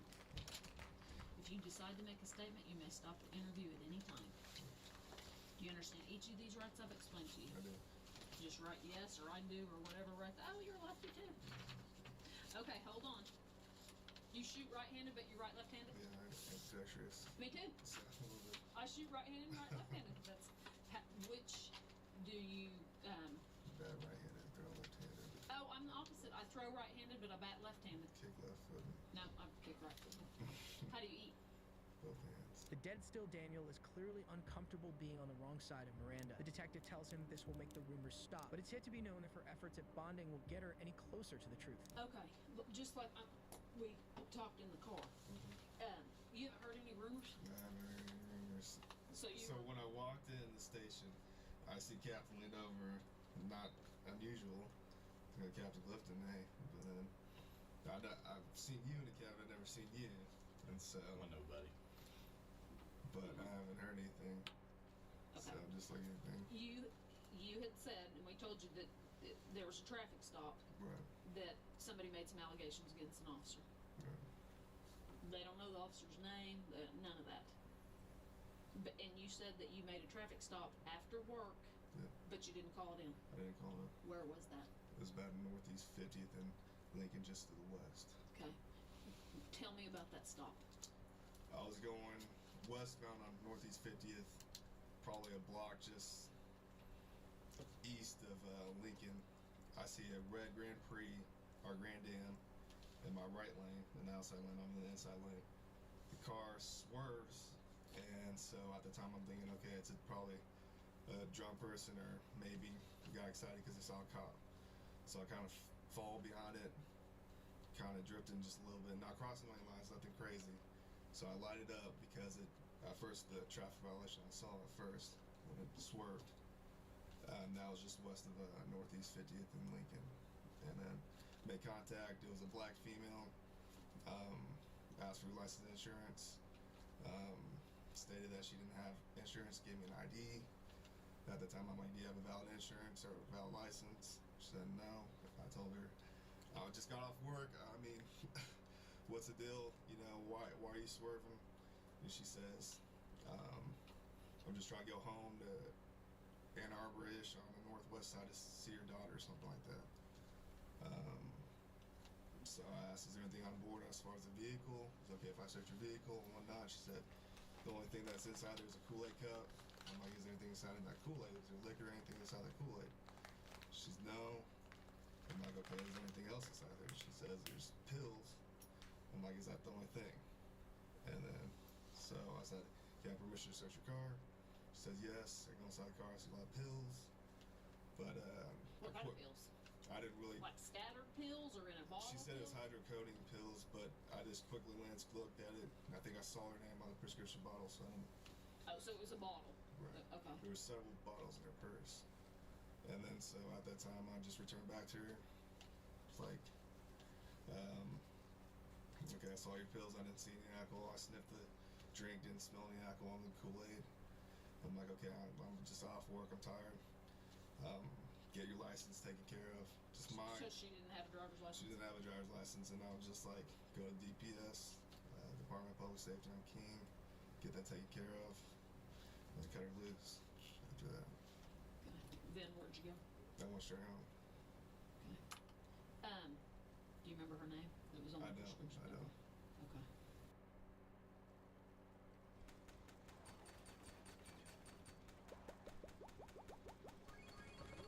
Is he lying or is he fine? Do you make traffic stops normally after work? I don't, but in that case, I saw her swerve and whatnot, so I mean, me, I don't. Felt. After I get off work. I know. I mean, people, cops say that as have a, whatnot, to have the vision, whatever. But I felt like I needed to make that traffic stop. The ability of an off-duty officer to make a traffic stop greatly depends on the department and jurisdiction. But regardless, the reasons for doing so are typically more important than a minor traffic violation. How was she? Was she respectful? Was she? She felt like she was nervous and whatnot, and I'm like, why are you nervous? And she was even crying. I'm like, why are you crying? Why are you nervous? Whatnot? And she's just like, I don't know. I'm just nervous because you're a cop and I got pulled over. I'm like, nothing you have to be nervous about. And I told her, I'm like, I don't really want to take you to jail for no STL. or anything. I just got off work. I'm tired. So, with my officer courtesy or whatnot, and said I'd go get that taken care of tomorrow. Later on away. And you don't have to. I'm not gonna sit here and go, why didn't you take her to die? Well, That's that's no, I don't care. Was she drunk? Did you think she was drunk? I think she was. She drank, but I don't think she, with my experience, I don't think she was past the legal limit. Right. So, I mean. And that's what I asked her too. Is like, with your pain medicines, the hydrocodone, everyone knows that you drink with that, it maximizes the effects. So, I asked her that. She said no. But when she was in the back of my car, when I was in the front car, in the driver's seat, I could smell it off of her, but I don't think she was still past the legal limit. Okay. So you got her out of the car? Yes. Okay. And put her in the back of your car? Yes. Okay. Any problems there? No, she was cooperative.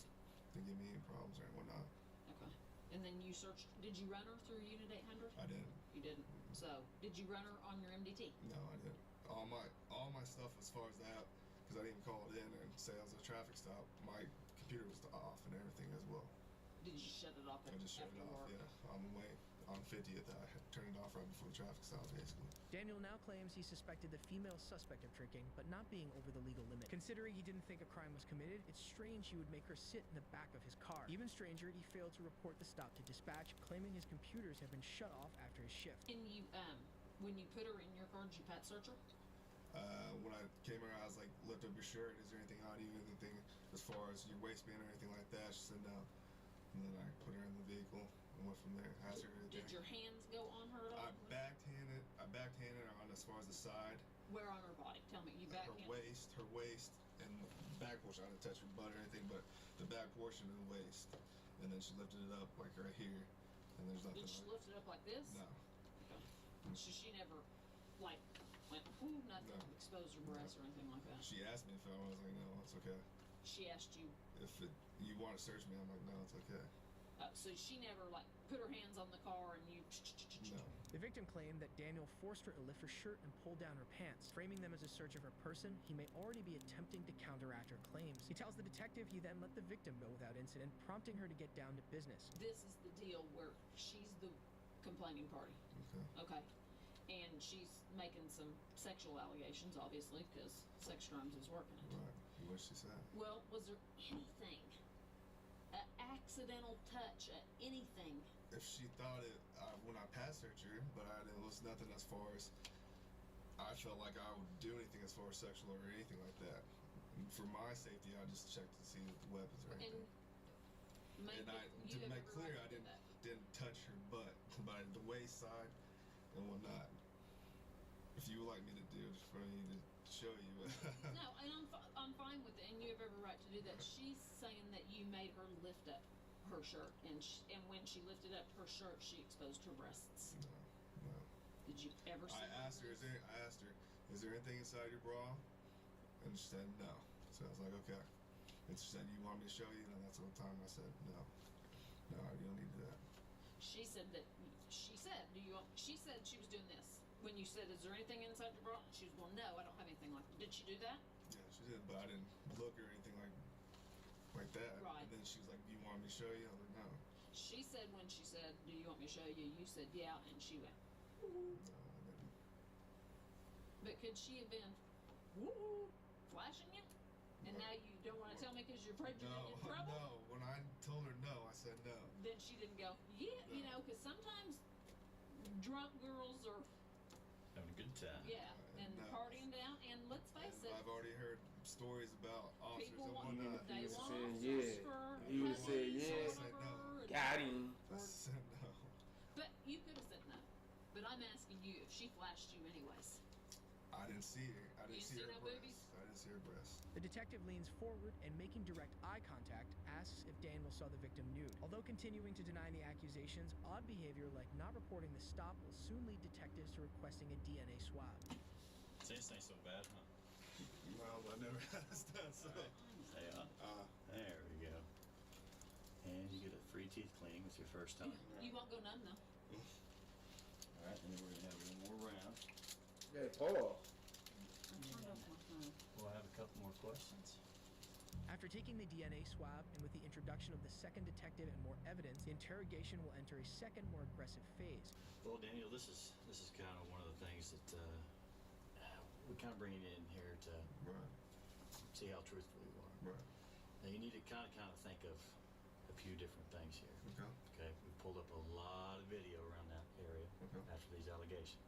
Okay. Okay. She also had a SANE exam, which you know what that consists of. Right. There's a reason why we wanted your buckles. Okay. Okay. Now, I mean, we can go through a couple different things of why we've got you in here, but you sure there's nothing you want to? Nothing. So if we go off the video and watch that, you're still going to stick with your story? Yes, sir. If we go off DNA? DNA as well. Should we show you the video? If yes. You do want to see it? Yes. So there's nothing that... Everything that I recall of that night is what was asked and everything. That's what happened. Have I maybe not asked enough questions? I think everything covered as far as that. Do you recall putting your penis in her mouth? I don't. Would you recall that if you did it? If I did it, yeah. While not proving of guilt, most people, if accused of something so heinous, would probably we react got the more neck. offensively than Daniel is now. The detective will now let him know just how serious this is. And we just didn't pick you out, okay? Right. I mean, there's a whole lineup there, okay? But there's definitely enough here to bring you in here and start questioning you, okay? We knew you were on that stop. Right. We knew you were there. And we can watch a whole lot of actions being performed while you were there, okay? And that's why she was trying to give you every out on the whole booby thing. Despite the detectives giving him every chance to explain the booby thing, Daniel sticks by his story of the peculiar early morning stop. But he'll now be confronted with something that will make his situation even more nerve-wracking. Sir, I'm sticking with my story. Okay. On the video, are we going to see her boobs? Shouldn't see her. I didn't see her. Okay. Are we going to see her pull her pants down? I didn't see her pull her pants down. Are we going to see your pants out? Nope. Are we going to see your go in her mouth? No. Are we going to get any DNA to that? No. Have you heard of carparts.com? Check this out. They have over 1 million quality parts? That are guaranteed to fit and hassle-free returns. Oh, I guess you didn't need my help after all. Nope, I just needed carparts.com. Now. Let's switch up for a second. Get another girl, okay? You probably not necessarily going to remember the name, but her name is Terry Morris, okay? Black female. Supposedly you promised her a ride to the city rescue mission. Does this ring a bell? No. You did a traffic stop with her. She thought you ran her for warrants. Clicking. Drove her around. No. Name doesn't. I don't recall a name like that. She's claiming the same thing. The exact same thing. And here again, for whatever reason, things are pointing at you again. Right. Now this was before even this incident this morning. Traffic stop, not logged in, all that stuff. This morning? No, this has been a little bit ago. Okay. This was here just a couple of weeks ago. Okay. Okay. Anything? Do you remember stopping? I don't recall a name of Terry Morris. Well, I wouldn't remember a name. How about black female downtown, city rescue mission? That's what I was trying to jog your memory. I haven't been to a city rescue mission. I didn't say you made it there. Have you promised anybody a ride to the city rescue? I haven't asked anyone to ask me to city rescue mission. No, she didn't have to ask you. Did you offer to take anybody to the city rescue mission? No, I don't offer anyone because I don't like going there. Yeah, I don't. Don't like dealing with what? I don't like going over to the city rescue mission or anything like that.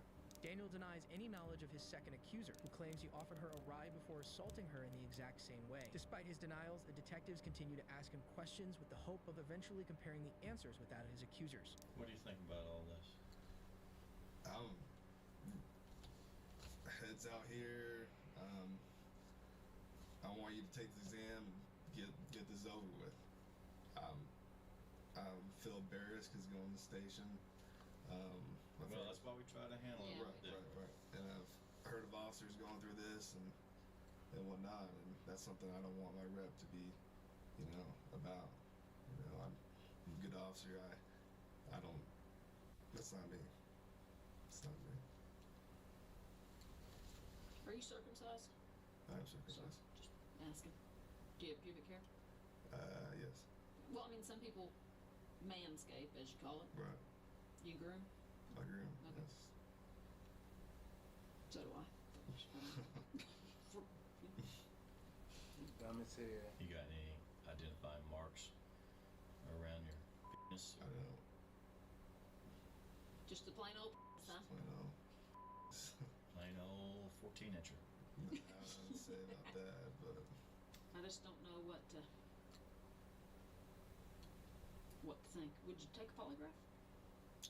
yeah, if you want to take a polygraph. I mean, I'm trying to think of a solution. Do you know how slow DNA is? I don't. I do not. Slow. You be willing to take a polygraph on it? Yeah. Okay. I can call them. Get that set up. You, that's kind of delving off different, but you married? I'm not married. Girlfriends? Here and there. Kids? No kids. You're big. You on roids? I'm not on steroids. A little bit? I've been always. Which I don't care. I've always been a big. I'm not the dope police. I've always been a big bone guy. Football athletic. You got more than big bones. You got big muscles I work too. out all the time. Do you? I do. Where do you work out? At 4-star gym. Off of May, about 63rd. Yeah. No roids at all. No roids. You do all the protein drinks and all I drink that a lot stuff. of protein. That can damage your kidneys, just so you know. So. If you did roids, would you tell us? No, I'll tell you. I mean, because we don't care. I have nothing to hide about that. I've always been a big guy. Always work out all the time. The detective uses flattery to gain more trust from Daniel, commenting on the size of his muscles, among other body parts. The objective is twofold. It puts Daniel at ease, increasing the odds he'll be honest, and gives her a chance to ask if he uses steroids. By telling him they don't care if he does, and he won't be in trouble for it, she's again establishing trust with Daniel. Performing on the biggest stage in the world was just one step in my journey. Hi, I'm Ronnie. Nigga say he gonna lie to the end. And I'm trying to get this so we can match it up with the video. Right. After you search, you come back over here and talk to her. Right. Okay. Any cars passing by then? Maybe a couple. Could she have missed? Because if you're standing right here and you're a big guy, right, and she's sitting right here, if she goes like this, well, she's gonna be looking right at your penis. Okay. It was just talking. Let me ask you this: did you ever get a hard on while you were talking to her? Because she could have.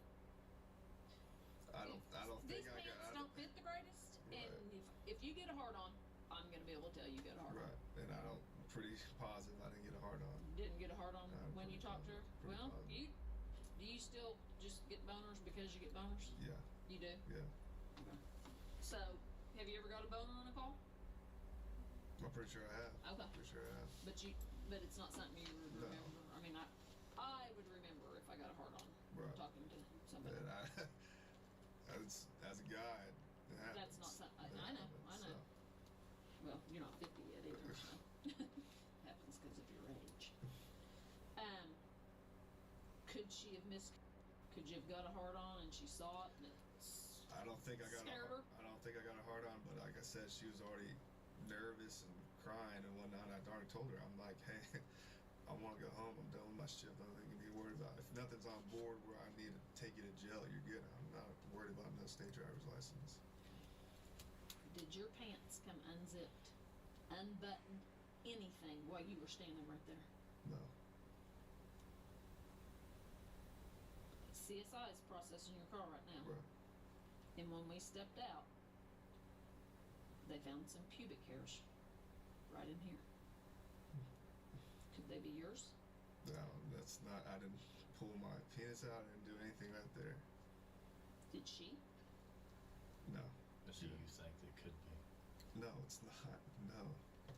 Nothing on mine. Your pubes couldn't be No. right there? No.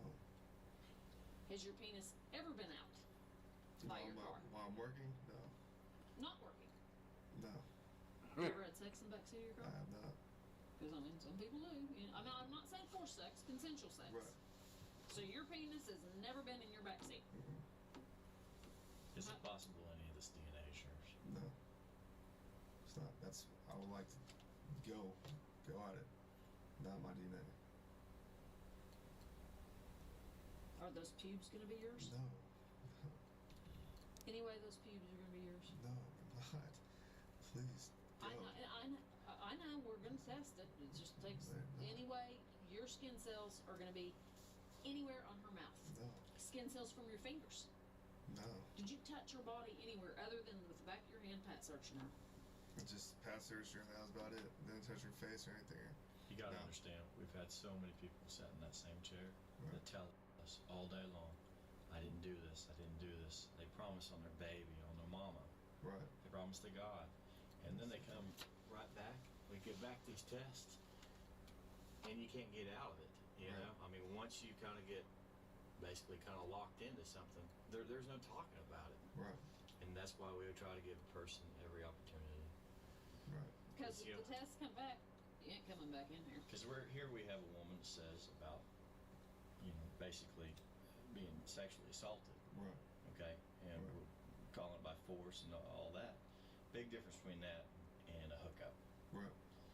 And to come back, if there's something there and you say no, and she said it was that, you know, you see where we're going. Right, I do. And that's why we always try to give every angle. Right. We wasn't there. Right. So we just got to go off of everything that we see and have. Mm-hmm. Do understand. No hookup? No hookup. Not even a little hookup? No, not a little hookup. No booby? No booby. I saw no breasts.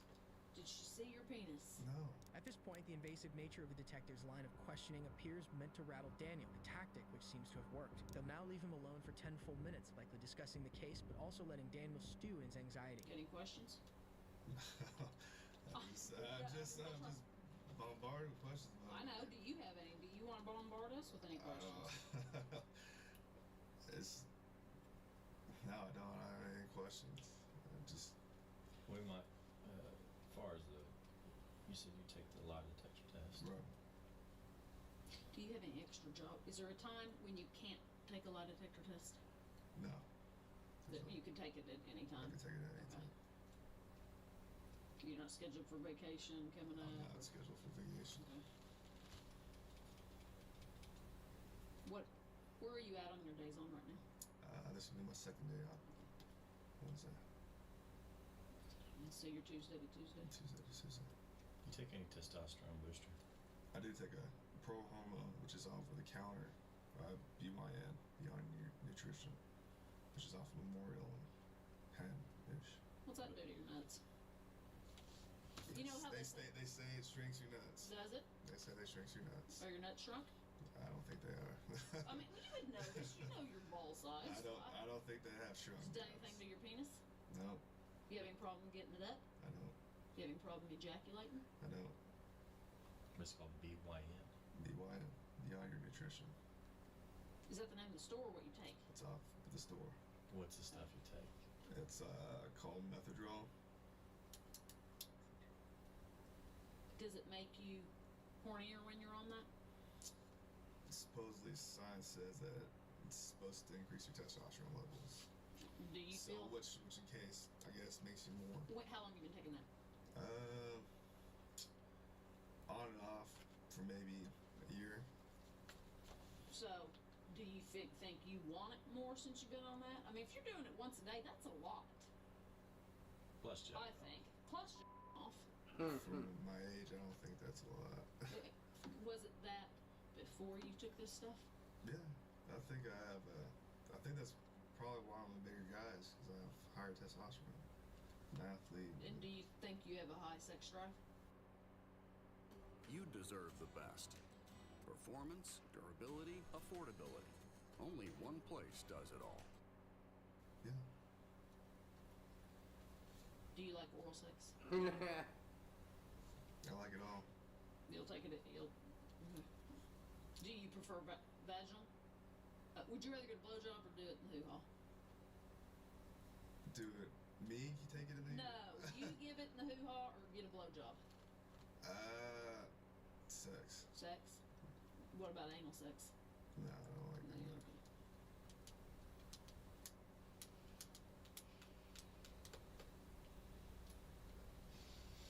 Okay. Let us step out. I had some questions about some midgets, but I guess I'll leave that alone. Have you ever had sex with a dude? I've never had sex with a dude. Daniel denies ever seeing or knowing his second accuser, despite her perfect description of him. But he still won't have a good explanation as to why the stop took so long. Get a better handle on where the time went. You're talking about 15 minutes, no 800, no running on the computer, you shut it down. And you said it was just a quick little search of the car. Where's the rest of that time? Just talking to her. About what? Just see where you're going. Trying to get her to confess, are you drunk or not? Like, are you been drinking? Because I could smell it when I was in the car, but I can't really get it. Well, what if she said, yes, I'm drunk? I probably would have took her down. Did you do any tests? I didn't do any sobriety tests. Just from inside the car, smelling it, and that's about it. Emotional, maybe. But even that'd be just within a minute or two. I mean, I used to be DRE, so I know how long those questions will last. So then you switch on over. But nothing? Nothing. Okay. So I didn't hear a lot of drunk questions, like how much have you been drinking? Mainly it's just have you been drinking, try to get her confessed. At all or anything like that, but I take my time sometimes. But you didn't write her tickets. Didn't write her ticket. You didn't write her. Didn't write her. You didn't even put yourself out. Didn't put myself out. How could you take 15 minutes on that? Just talking. I must have been talking. So that's it. I can't see her wanting to talk if she's crying and asking if you're going to shoot her and all this. I don't see her being real forthcoming with conversation. Whether my questions or whatnot, that's it. I mean, you don't seem. I mean, I don't know how you were out there, but just kind of talking with you. I mean, you seem real laid back and everything like that. I've never got the impression of just kind of an angry type cop. We know some, right. That. Yeah, you might would ask, but I don't see that question coming up of you. Right. I mean, you're not saying she was drunk or high, or I didn't think she was drunk or legal limit .08, and like I said, I didn't make any threats to her. She was just emotional because maybe the gun deal, or she saw a cop and what gun deal? She said, "You got a gun," so I was like, "Calm down." Everybody is. Yeah, so I guess she brought that up, and I was like, "Calm down." When she asked about you got a gun. What point did she ask that? She asked that right when we were searching the passage and when we were in the back of the car. So she brought it up twice? Twice. She just says, you got a gun, or what? Yeah, and then starts crying, and I'm like, don't get emotional, it's okay. Did she ever say, you shouldn't do this? No. Or I can't do this? No. She just says, you got a gun. You got a gun. Are you gonna shoot me? No, I don't think she ever said that. No, you said last time. I said, did she? Maybe she said that, but then I was like, do you have any bad runs in with the cops? And she's like, no. So you don't think 15 minutes was too long on that traffic stop? No, And nothing sexual went on during that 15 minutes? Nothing sexual. Daniel is now left alone for approximately 10 minutes while the detectives call his girlfriend. They attempt to have her corroborate his story, but unfortunately for him, she doesn't. You created some more work. We were fixing to go. I just talked to Carrie. Okay. She said she was asleep when you got home and you didn't. With Apartments.com capturing the hearts of hundreds of millions of renters, everybody wants the secret to our success, but... Not try to have sex, and you did not have sex. She says you didn't. And I asked her, could you have been asleep? And you had kind of, no. And she said no. You did not try to have sex. As much as I don't want to involve her, I tried to have sex with her and she was asleep. Carrie goes to sleep pretty early, about 9, 10 at the late. Okay, but she would know if you try. I'm a woman. I know. And my husband comes home in the middle of the night, and I'm like, are you kidding me? I've been asleep. You said you twirled around her vagina. I did. And you put it in a little bit, and then she said, I'm tired. No. I did. She would remember that to tell me. Shoot. Maybe. She said you did not try to have sex. And it's more personal because it's Carrie, but I did try to have sex with Carrie. I did.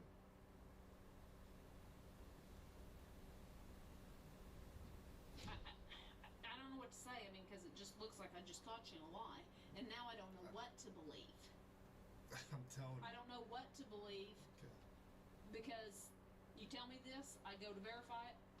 She tells me the opposite, and now I'm wondering what you're telling the truth about. Maybe because she doesn't know what the heck's going on. No, she doesn't. I didn't tell her. And I'm glad, but detectives calling her, any other officer asking her a question like that. I know. She made me scared. And I don't want to involve her, but She's involved that's because my girlfriend. That's like you need her involved for you. Right. But now she's given the story that you're not given. I'm telling you, I tried to have sex with Carrie, my girlfriend. She is going to remember your weenie twirling around her hoo-ha. You remember that. I'm sorry, I don't care how much of a sleeper you are. You remember because it pisses you off in the middle of the night and you go, are you serious? Don't bother me with that. Maybe you should call her and ask her if she's a deep sleeper. Because there's multiple times I've tried to do that. Most of the times we've had sex. Most of the times she has pushed me. Well, you told me that you have sex every day, and she says you did not have sex today. We didn't have sex today. No. We didn't. Well, you said you have sex every day. Mostly every day, yes. So if I call her back, is she going to tell me that you'll have sex every day? We did not have sex, but recently, mostly every day, yeah. No, I'm a woman, and I know what it feels like to be woke up for sex, and I don't like that. And you remember it, and I don't believe you. I'm telling you the truth. I'm sorry. I tried to have sex with my girlfriend. I did. Oh, you're a dude. Does your wife get pissed off if you try to wake her up in the middle of the She night? had white thong on and a t-shirt. And Okay, you talk to him. I'm gonna go call her again. Okay. Because right now, I don't believe it. Hey, the pants. You want me to bring them in? Yeah. In a plastic bag? As Daniel wipes the sweat from his brow, it's fair to say he's feeling the heat from the detectives, but he'll soon be feeling it from his girlfriend as well. and that's probably her message or whatever. I don't know. She's like, what? And I wish we Well, we're not gonna involve her, Carrie. Well, we're not gonna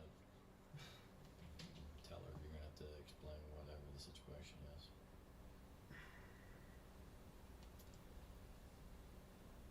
What's gonna happen? You got any questions about this? I mean, I'm you getting asked. attacked now. I'm just feeling. I'm like, God bless. I want DNA. I want everything. I want get it done. We're gonna put it to the front of the line, okay? Get it done. I can tell you, it usually takes a long time, but because of the situation, we will put it at the front of the line, okay? Okay. I mean, usually on this stuff, we do whatever we can. Here is shorts and a shirt. I don't know if the shirt will fit inside. Before I call Carrie, you tried to have sex with Carrie, I tried not to have my somebody else. girlfriend. Yes, that wasn't my bed. Yes. Do you ever cheat on her? No. So it's only Carrie right now. Carrie. Okay. All right, man.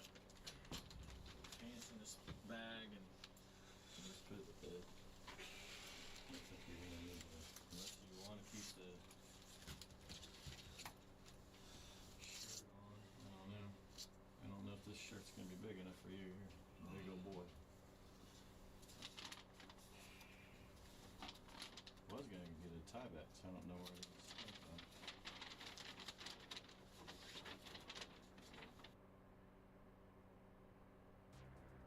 Eve to me is basically freedom. It's a giant open universe where you can do what.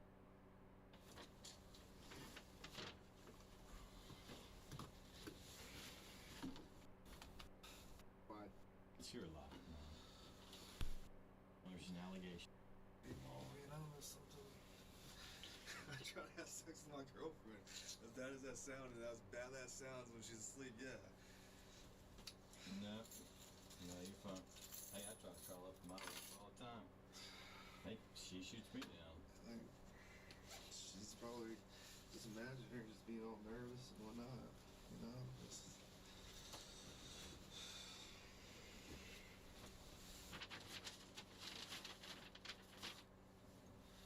Well, you can get home and kind of explain everything. So what goes on from now? There she is. Jesus. Well, you're headed home, obviously, 'cause you need some pants. Why don't you go ahead and get dressed then?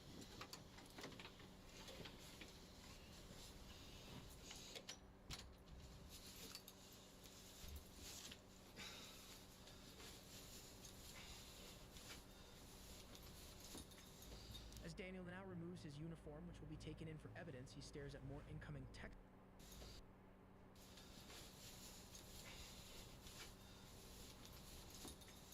As Daniel now removes his uniform, which will be taken in for evidence, he stares at more incoming text messages from his girlfriend. She most assuredly has a few questions of her own. I love you.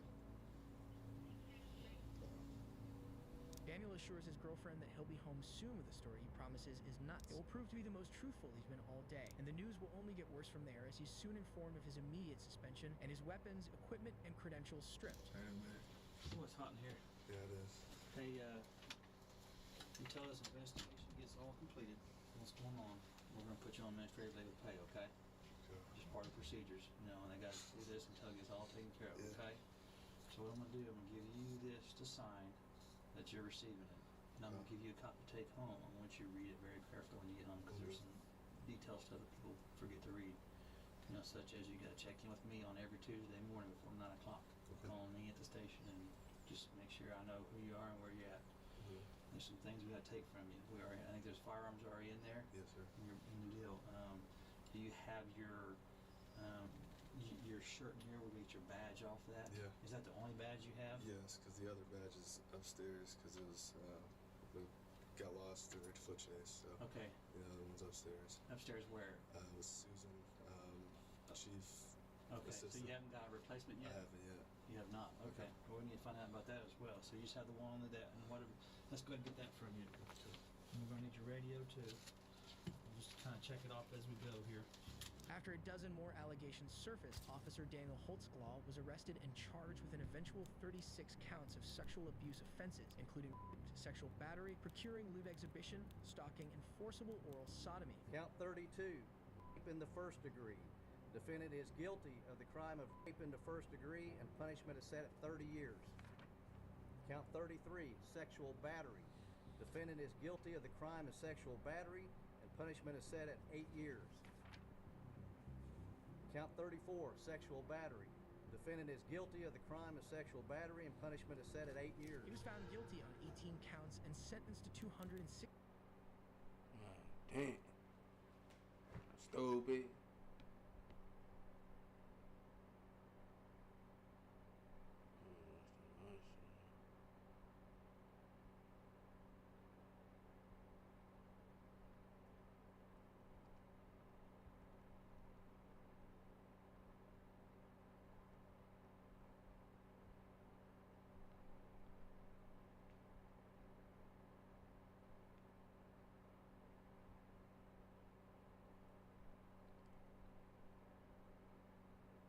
Co-producer is going to give you unique sounds that actually fits your track in seconds. Let me show you. First, let it listen. Rather than demanding strict script adherence, creators encouraged improvisation and personal interpretation. Co-producer is going to give you unique sounds that actually fits your track in seconds. Let me show you. First, let it listen.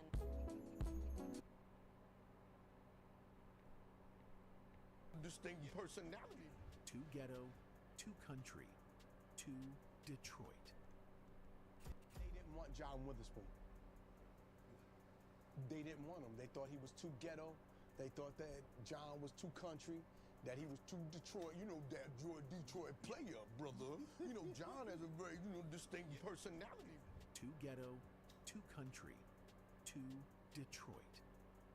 That's how NBC executives described John Witherspoon when they rejected what would become one of the most beloved sitcoms of the 1990s. This was the beginning of a systematic pattern that would follow the comedian for his entire career.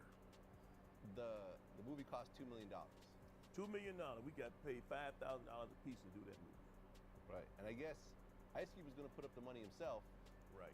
But New Line Cinema talked him out of it. They said, look, ain't no sense you losing $2 million. If the movie bomb, we just take the hit. The movie grossed $300 million. While studios and executives got rich, John Witherspoon was systematically underpaid and undervalued by an industry that profited from his talent. When John Witherspoon died, the entertainment industry's response revealed everything you need to know about how they really felt about the man they had exploited for decades. So, let's get into it. In 1993, Sean and Marlon Wayans had everything lined up for network television success. Their sitcom about two brothers in Harlem was funny, fresh, and exactly what audiences were hungry for. There was just one problem. They insisted on casting John Witherspoon as their father. Trying to get him. They didn't want him as our father. Me and Sean was like, we don't want no other father.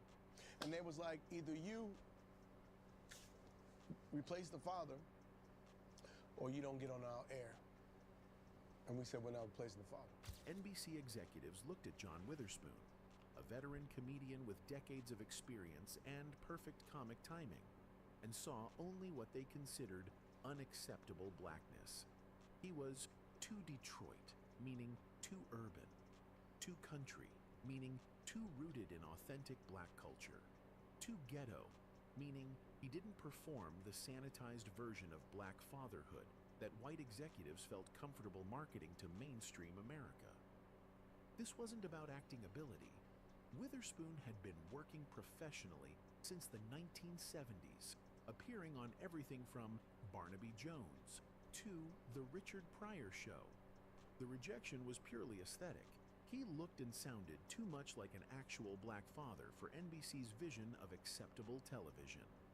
The Wayans brothers faced an impossible choice: compromise their artistic vision or walk away from the biggest opportunity of their careers. Either you replace the father or you don't get on our air, NBC declared. The brothers' response was immediate. Same old phone? Damn. Nah. Upgrade to the new Galaxy Z Fold 7.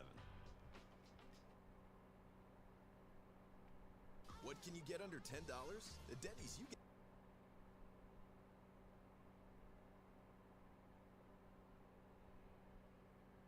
Kevin Hart broke your stand-up box office record. What record did he break? He said he broke some record of your box office sales for stand-up. I don't know. Where did he break? In 15 years in Hollywood, no one in Hollywood has a memory of going to a sold-out Kevin Hart show, there being a line for him ever getting a standing ovation at any comedy club.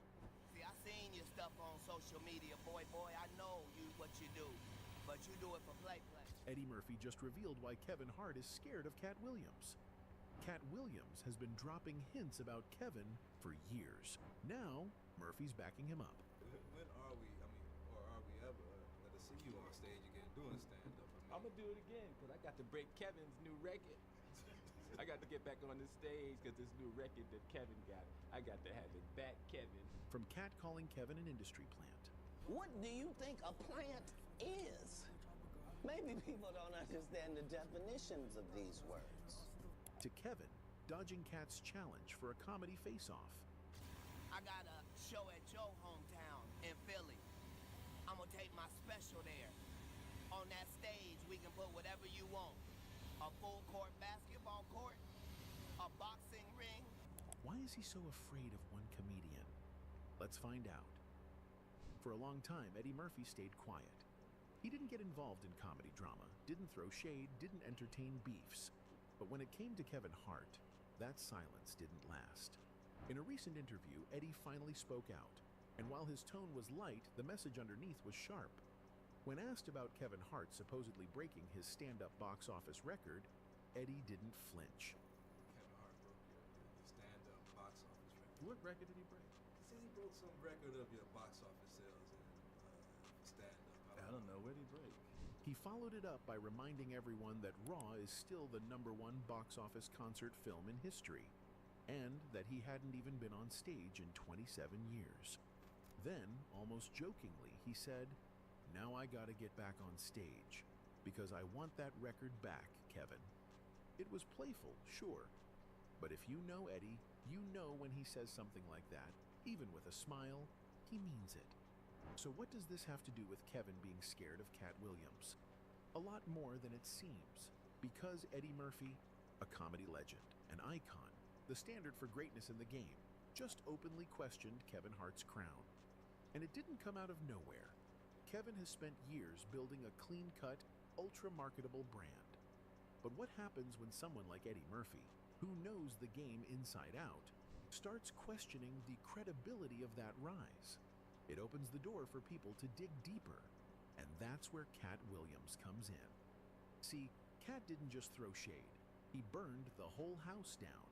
In multiple interviews, Cat has accused Kevin Hart of being an industry plant, someone who was fast-tracked, protected, and elevated not because of talent, but because of willingness. Willingness to play along, willingness to avoid real topics, willingness to stay silent about the people pulling the strings. Have we heard of a comedian that came to LA and in his first year in LA he had his own sitcom on network television and had his own movie called Soul Plane that he was leading? No, we've never heard of that before that person or since that person. What do you think a plant is? It was a brutal takedown. And okay, if there's one AI site builder you need to meet, it's this dope tech from Wix. And it came with receipts. Cat even claimed that for a 5-year stretch, every movie that landed on Kevin Hart's lap had first been on his, but only if he agreed to take out the step and fetch it roles, or overtly gay scenes he wasn't comfortable doing. When he said no, the roles went straight to Kevin. Now combine that with Eddie Murphy's comment that Kevin's so-called record doesn't even exist, and suddenly, Kevin's legacy doesn't look so untouchable. It looks like something built on timing, connections, and silence. And maybe that's why Kevin avoids Cat. Not because Cat is dangerous in the traditional sense, but because he knows too much. He's seen the contracts, he's heard the pitches. He said no where Kevin might have said yes. This isn't just about records or fame anymore. It's about credibility. And in a world where power protects itself, the last thing Kevin Hart wants is for Cat Williams, or Eddie Murphy, to keep talking. Eddie Murphy's remarks about Kevin Hart might have sounded casual on the surface, but they didn't come from nowhere. When a veteran like Eddie publicly questions someone's achievements, it forces people to start reevaluating what they thought they knew. In Kevin's case, that evaluation goes far beyond box office numbers. It pushes us to ask, how did Kevin get here? Who was around him during that rise? And what choices did he make behind the scenes?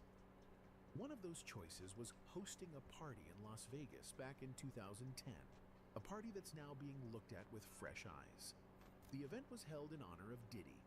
Kevin Hart was front and center, not as a guest, but as the host. We want to thank you. Come here. Don't sit on the bed at night. No homo. No, just don't get close to the bed. Don't get close. But it's just like, yo, we want to thank you for hosting the thing, man. It's been a pleasure. You didn't have to do it, and you did it. No, I definitely didn't have to do it. I definitely didn't have to. At the time, it was just seen as a regular celebrity celebration. But footage from that night has recently resurfaced, and in today's context, it's deeply uncomfortable. In one clip, Kevin is seen in a small bathroom surrounded by several women in bikinis. The lighting is low, candles are burning, and the atmosphere feels chaotic. At one point, one of the women's hair catches on fire. Kevin and others laugh. It's treated as a joke, no real concern, no reaction to stop the danger. Just laughter, music, and more filming. Just see what you... Yeah.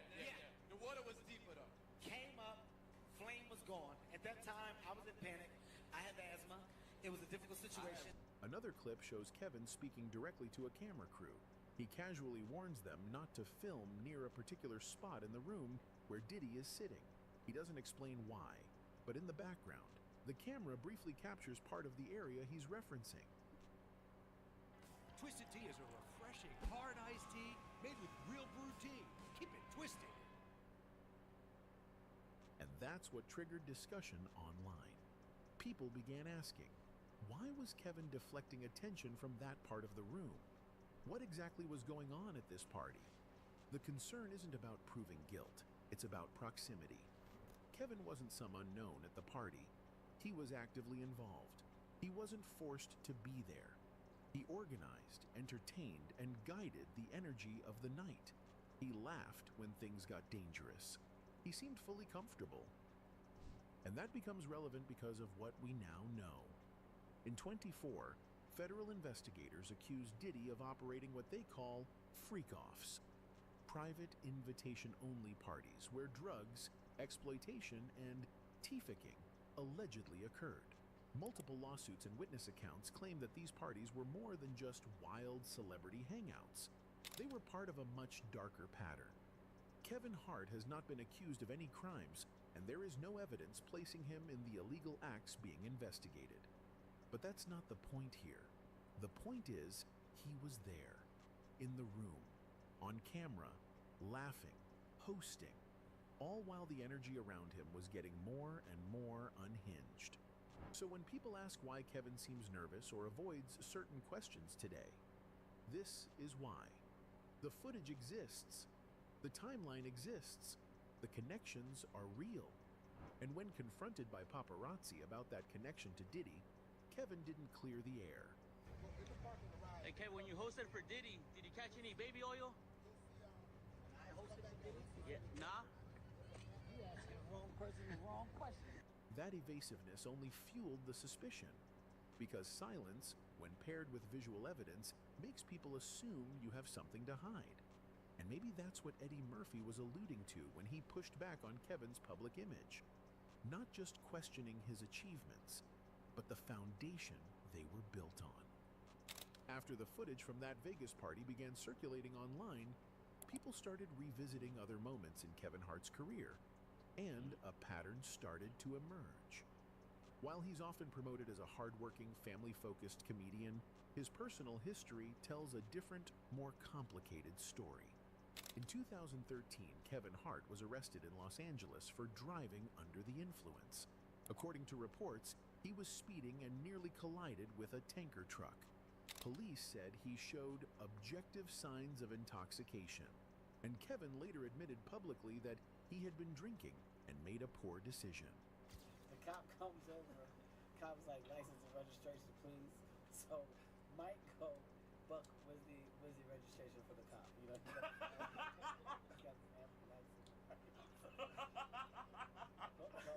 Don't go. Man, you better get the fuck out of here. Stop talking to me, Mike. I don't know shit. I don't know nothing now, man. Just talk to the cop. Then came the 2017 cheating scandal.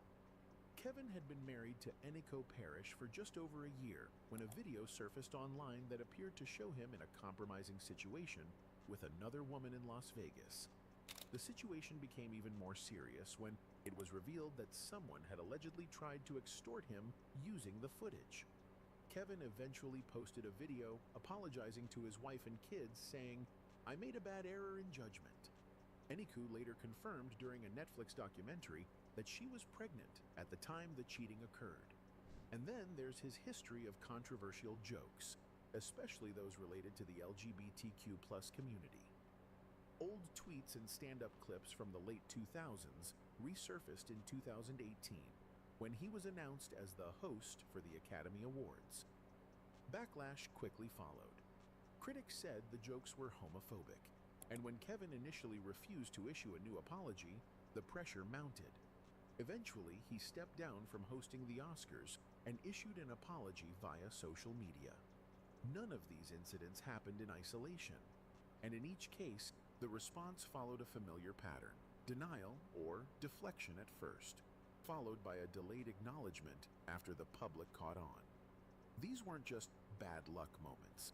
They were high-risk choices made by someone who often appears more concerned with controlling narrative than addressing real consequences. And that's where the concerns really start to add up.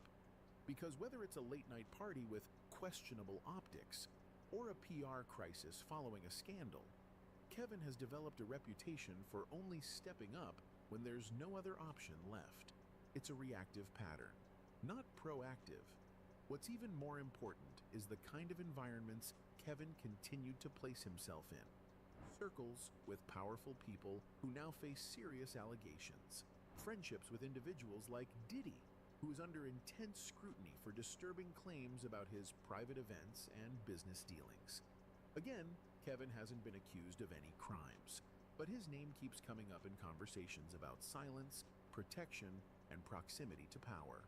It's not about whether he broke the law, it's about the circles he chose, the moments he stayed silent, and the choices that seem more strategic than accidental. In any case, Cat Williams didn't hold back in his 2024 sit-down with Club Shay Shay. It wasn't just another interview.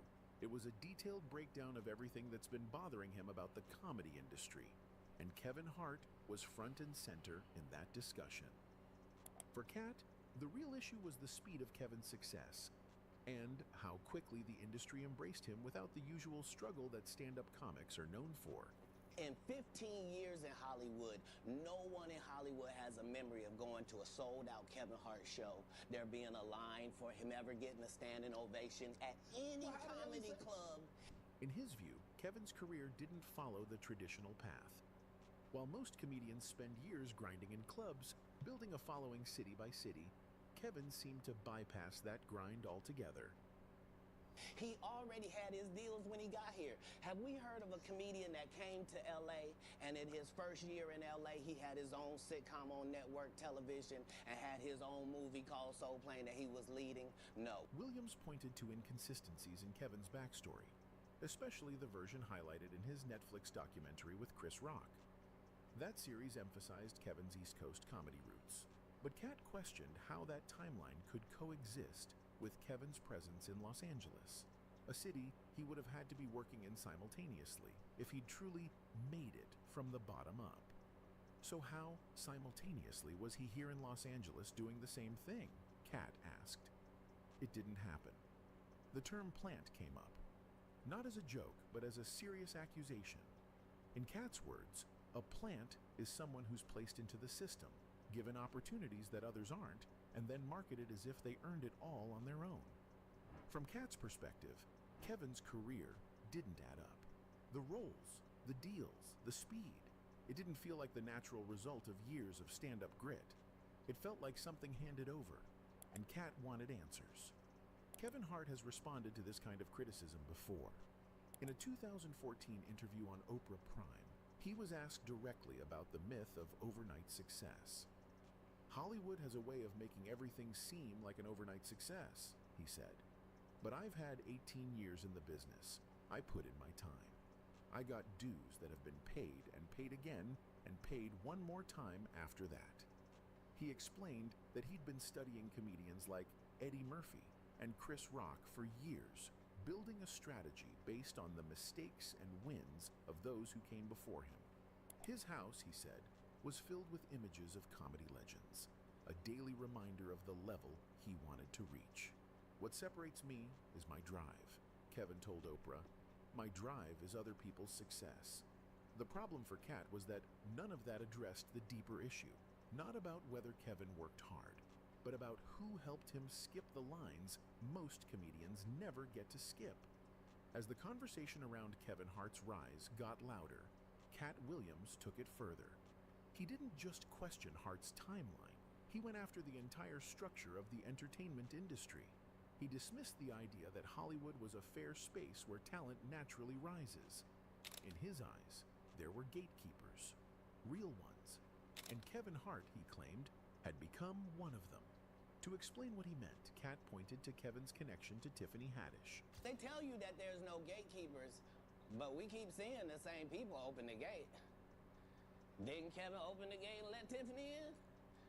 Ain't he now opening it up for don't such and such? While Tiffany is now a household name, thanks to her breakout role in Girls Trip and her hosting gig on Saturday Night Live, her journey wasn't always glamorous. She's publicly talked about being homeless, living in her car, and trying to survive while pursuing comedy. In a 2018 Vanity Fair interview, Haddish said that it was Kevin who helped her during that time. They were both performing at the Laugh Factory when Kevin noticed she was sleeping in her car. He gave her $300 and told her to get a hotel room. Then he told her to sit down, write out her goals, and work toward them step by step. She took the advice seriously. She booked a motel, wrote out her plans, and slowly started checking them off, including roles she wanted, people she dreamed of working with, and long-term goals. But Cat Williams wasn't impressed with the fairy tale version of her rise. In an appearance on V103's Frank and Wanda in the Morning, he questioned whether Tiffany Haddish had really earned her title as a top comedian. Haddish has been doing comedy since she was 16, he said.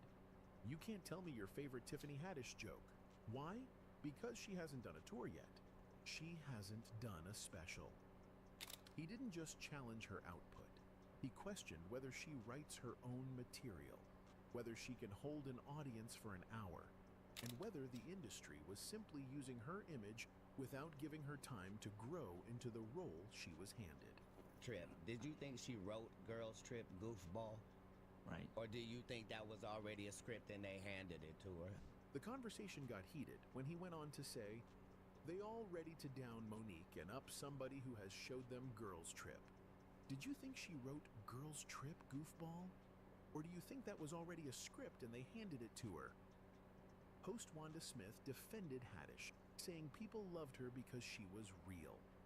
Cat hit back again. Since when did being real become a marketable product? He even implied that part of her popularity came from her openness about being attracted to white men, specifically Brad Pitt, and said that helped her navigate an industry still rooted in old power structures. Cat closed the conversation by pointing out that other black female comedians, ones who had been in the game for decades, were still being overlooked. Luenell, Miss Laura, Melanie Camarco, he said. These women put in work, but you don't see the industry lining up for them. Kevin Hart didn't stay quiet after that. He appeared on The Breakfast Club with Tiffany Haddish and went on the offense. You had the shot, Kevin said, addressing Cat. You were set up to be the star, but you didn't show up to work.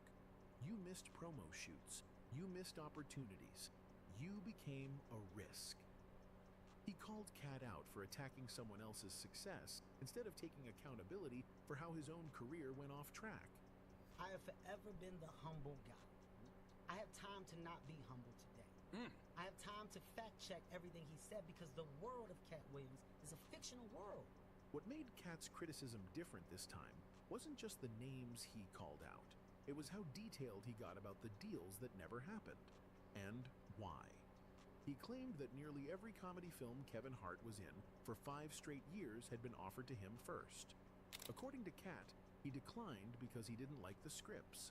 He didn't want to play into old stereotypes or accept roles that included what he called overtly homosexual humor. I'm not against comedy, he said, but I'm not going to take shortcuts. I'm not going to play something I don't believe in just to get ahead. He said his suggestions for edits were often ignored, and the roles went straight to Kevin Hart, who took them without changes. That comment tied directly into something Cat had mentioned years before. The belief that some black male actors are pressured into wearing dresses for comedic effect as a kind of rite of passage.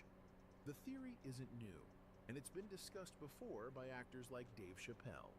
Cat talked about it again during an interview promoting Scary Movie 5. Around that time, Kevin Hart had just done a sketch on Saturday Night Live where he appeared in a dress. To Kevin, the sketch was just comedy. You know what? I was actually one of those comedians that said, no, I wouldn't wear a dress. There's no way. Dave Chappelle said that they tried to make him wear a dress. You have to have boundaries. You have to have limits that you refuse to cross. I know what they are. You got to know that you're a brand. You need to protect your brand at all times. And then when proposed with the opportunity of what I felt was funny, nobody made Martin put on a dress and nobody made Tyler Perry. It was a choice that I made. To Cat, that moment symbolized a bigger issue. Not the dress itself, but what he saw as a willingness to go along with industry norms, even if they reinforced stereotypes. I took control, went solo, and built my own online knife empire. I loved being a chef. but working in someone else's kitchen just wasn't cutting it for me. So I ordered 200 hand-forged knives to my dorm room and built a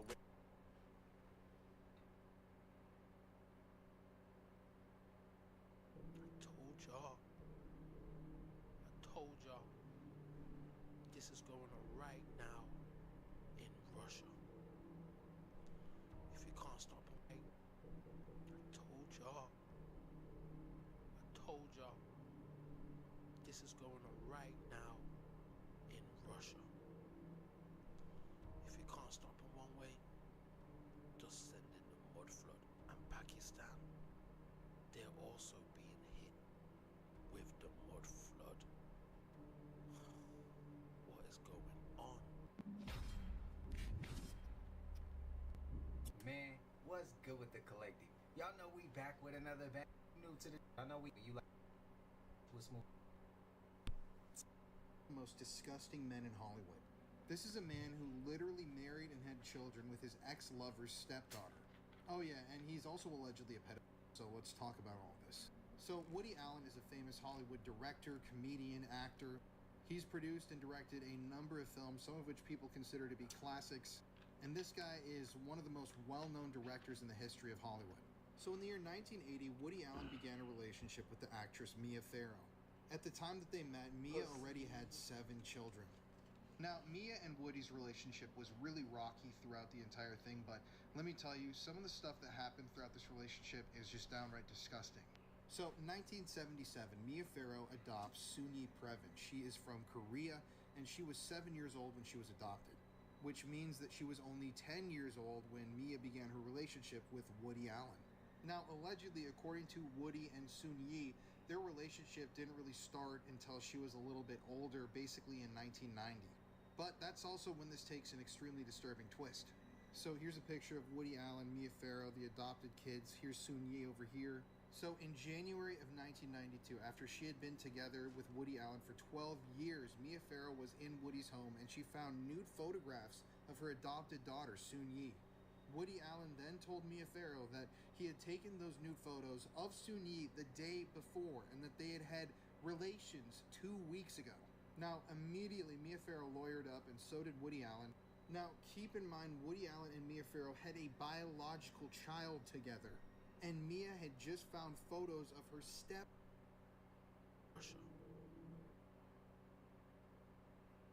I can't swear at a man. Probably not. This is sick.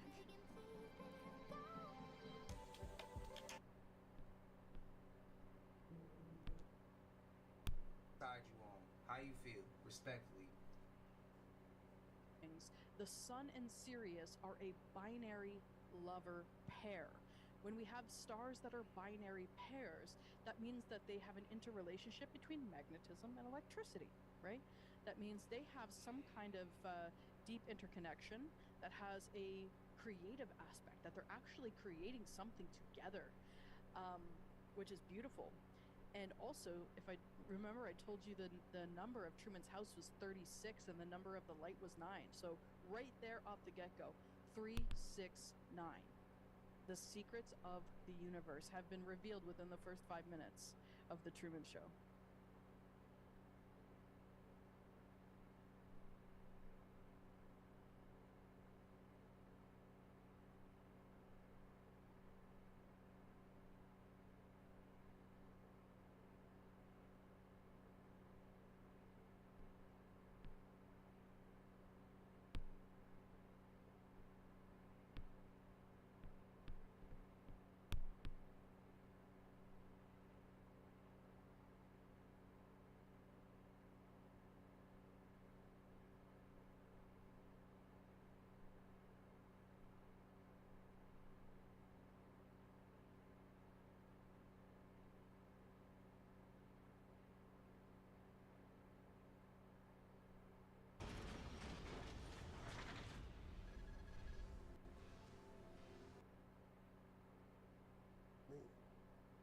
Well, when does he get out, man? Because I know, the internet is definitely not as exciting as it was when Blueface was out here. He's scheduled for this year. I don't like to give dates because I'm an ex-convict. And it's like you give a date, it's like jinxing somebody. And one thing about our penal, our prison system, you ain't out until you out that gate. Tory Lanez, he damn near didn't make it out.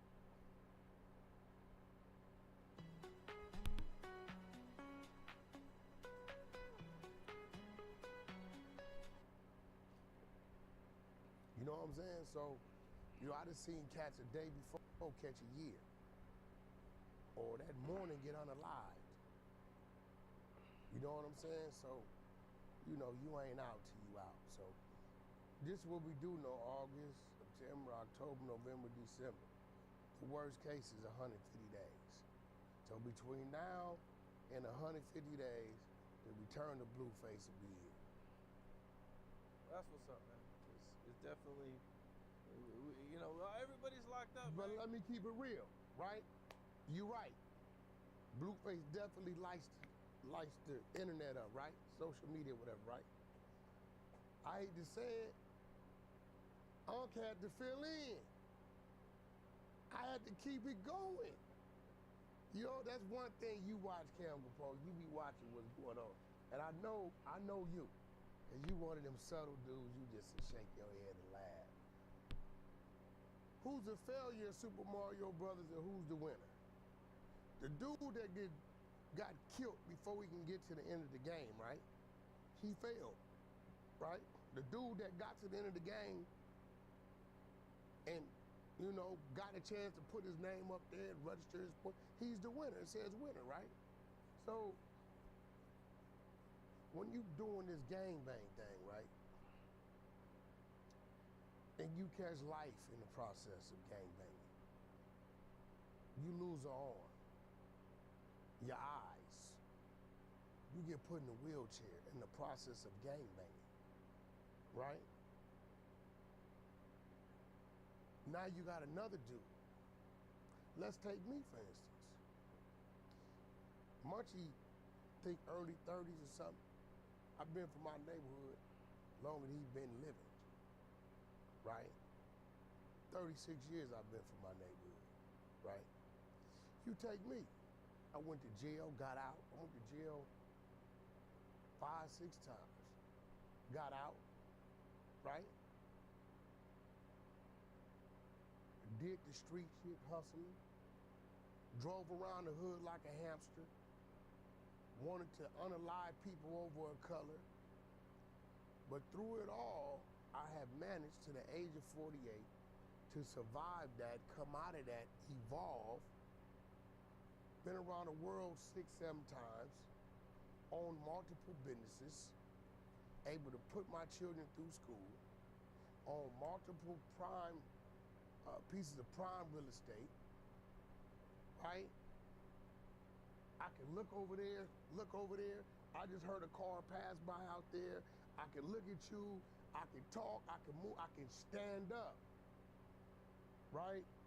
I would consider myself, and people like me, successors of that world because we went through it and we made it out of it in one piece. I'm not on medication. My mind is still with me. Bro, do you hear the way this dude talk? I'm going to tell you why I feel sorry for Munchie B at. This is real talk. I can talk to you predominantly because about things I've seen, right? Even if somebody telling me I want to see it. Send me the video, send me the paperwork. I can talk to you about Oslo, Norway, or London, or how do you take the bullet train from London to Paris, or or Versailles Palace, or the Eiffel Tower, or Moscow, Russia, or the brothels in Russia, right? Sweden, Malmo. I can talk to you about these things, Italy, because I've been there and seen it. I can tell you the best way to fly to Dubai is Emirates, business. I can tell you where the bar is at, where the shower's at, how many videos and movies it got available for you. I can tell you the color that the people wear. I can tell you how the Dubai airport looks because I was able to experience it. this dude Munchie, and this might rub him the wrong way. The last sight he got is when he walked out his door and his own kind tried to turn his TV off. Now they end up breaking the bulb, you know, the little bulb, you know, because Munchie ain't a flat screen. He like the OG floor model. They got the little tube bulb in it. So when he's talking right now, only thing he can really talk about that he's seen is the county jail, his neighborhood, a few chicks, and a liquor store. Now, my thing is, bro, you ain't did enough. Munchie would have been fooled back in my era. He ain't no Damu line pusher. The man weigh 118 pounds. He ain't got enough weight and enough gangster in him to be that. The opposition ain't gonna fear this man. They gonna smash this man. He could be part of the movement, but he ain't gonna be the forefront of the movement. It just don't work like that. You know, certain things come with certain dynamics. You know, if you finna go out here and race your car out here, bro, you better have something up under the hood. You can't go out there with a 4-cylinder talking about you finna drag race dude over here with some knots. You get what I'm saying? You got to have some type of muscle to your situation. So, you know, and it's another dude, he ain't got a lot to talk about. You get what, he ain't got a lot to talk about. He don't even know what the inside of a studio booth look like. He didn't start rapping till he couldn't see. You know what I'm saying? You know, now he did outdo DMX. You know why they call DMX DMX, right? No, I don't. That means Dark Man X. He don't write. You know, he goes in the booth, turns the lights off, and just goes. Talented dude. Okay. But that was his choice. We could put a 1,000-watt light bulb in that, and Munchie B gonna still be in darkness. And I ain't trying to clown him, but you know, at the end of the day, it's like he knows who he is. He's sickly, and got a plate in his head.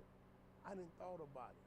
I can't even put my hands on him, cause he might around and check out. The only thing I could do is kick him in his ass real hard. You know what I'm saying? And as a joke, I might just kick him in his ass and walk away real quietly and let him act like don't nobody know, and wait a couple days and then talk about it and let him deny and then show the video. I can't hit him in his face.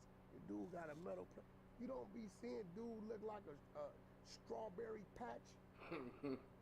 That dude is red. Boy, hillbilly. He got hillbilly Bob beat. Dude is cherry red. He got a permanent red bandana on this side of his face. He red. Dude got a metal plate in his head from his injury. So what you gonna do? You foul on him, you allowed to catch a body. You know what I'm saying? So what you gonna do? You gotta let him just talk his talk and whatever he do. I've never seen this man in my life. And he's never seen me and probably never will. You know what I'm saying? So at the end of the day, you know, Munchie C, as I call you, because your Crip partner kind of told me the past he got you while you was talking all this high-power county jail shit. But he told me the past he got you while you was in there. He didn't let him run you. So Munchie B, I got a few places I can ask you if you went. Cause I be outside. You know, I done been outside in a lot of places. You know, have you been to the Dubai Mall? Biggest mall in the world, someplace you should go. Have you been to the London Eye? Have you visited Big Ben? Did you go over there and see the guards, the marching guards? You know, have you been? It's a lot of places that I've been. Shit, you been to Alcatraz? It's a nice little sightseeing tour place. You know what I'm saying? Have you ever been to a Van Nuys Airport, to to know what flying private looks like. I can talk about a lot of things. You know, now the benefit is he can have a girlfriend with some raggedy coochie. He won't even know no better. She can have fleas, ticks, and lice, all kinds of shit going on. He won't know no better. But at the end of the day, bro, he know I can't do nothing to him. All I can do is kick him in the ass. And hopefully I don't get no peanut butter on my shit. You asked the question, not me. I asked the question. Okay, I didn't expect I didn't expect that at the end. Okay. You just posted a day or so ago, man. Are you and Ray J really beefing? Well, it's never beef. That's my family. It's my business partner, my little homeboy. You know, Ray J gave me my first job in the music industry. My first real job. You know what I'm saying? He did that before anybody. For Suge? And Death Row? I've never did any business or made any money with Suge. I brought him things, but I had to learn that all his water was off. So we didn't know till like about 05. Cause he came home like 03. So about late 04, 05, when they took the name Death Row and he started calling it The Row, you gotta think about it. His whole time he was out, he never put out another project. The last project Suge put out was in the 90s. Reggie put out the rest of the projects. Reggie Wright. So he wasn't in position to do any business. Shit, Suge owed me money. I buried his mother because he ain't had no money. People be like so blind to reality because they caught up in what they wanted to be. You don't remember that the attorneys kept pulling back because they wasn't getting paid? One attorney even went to jail for the BS Suge had him doing. His hand had got bad, but went to jail driving a pickup truck. I don't think y'all understand that Suge, his last 10, 12 years before he went to jail, it was hard for him. He was sleeping on homies' couches. You don't remember he caught a pimp case on Las Vegas Boulevard? If y'all really just think about everything and stop glazing and really look at what it is currently, the picture will be clear in front of you. Prior to, you heard Suge about dealing with prostitutes on some pimping shit, right? Did you hear about any of these type of things, any of this rhetoric? Absolutely not. So, Ray J, you know, he does things that's beneficial for us all. You know, that's little bro. We'll figure it out. But I do know this. We got some crazy series coming to Tronics. Crazy series coming to Tronics. The Gangster Grannies, you been watching that? No, I heard the name. The old ladies, the old Crip and Blood ladies you've been seeing on Instagram, is all AI. We got the whole AI series. Gangster Grannies, Dead Homies, and Killer Rat. Killer Rat is this dude who just got out. He from like Indiana. He says he is now this would be an interview for you. He's a professional snitch. And he's a gangster. He shoot, kills, robs. He gets out. He sets like you up with the dope. Set this dude up to go run the guns. Dude up to go pimp the women. That way, when he gets caught doing something he's not supposed to do, he got people to tell on. Yeah. So we're going to take all these real life stories and we're going to turn it into a series. You know, Tronics Network. You know what I'm saying? And we got Ego, which is R&B show, coming to Tronics as well. That's kind of like the reverse Kevin Samuels. So fellas, I'm going to try to defend us the best I can. But she coming, man. You know, she a little witty. She done wrote 7 books. Ordained minister. She's very witty. She's very smart. She's been around me a lot. She done picked up my ways and my antics with what she already got going on. I'm gonna fight her back the best I can. Y'all just keep in mind, when that camera go off, I still need my camera at home to come on. All right, so I'm only gonna go so far. You and Gene Deal, have had some issues over the years. I just know Gene. Gene know me. I know Gene personally. You know, K. Slade is our factor in that. And even when Slade was alive, we used to wonder why he was going at Diddy and saying Slade kind of controlled it because he was working with Slade. And Slade like, bro, I don't need that coming at me. But it's like Puff never did nothing to Gene. He never did nothing. You was never head security. You know, Gene was a probation officer full-time, New York City, with a caseload. So there's no way you could be a full-time probation officer with a caseload and flying around with Puff every day. It just don't mix. So you was there at some times, but it was always other people that ran point to people that was there daily. So when you be saying crazy stuff like you was in the room when they was negotiating these deals, when they negotiated come on, bro.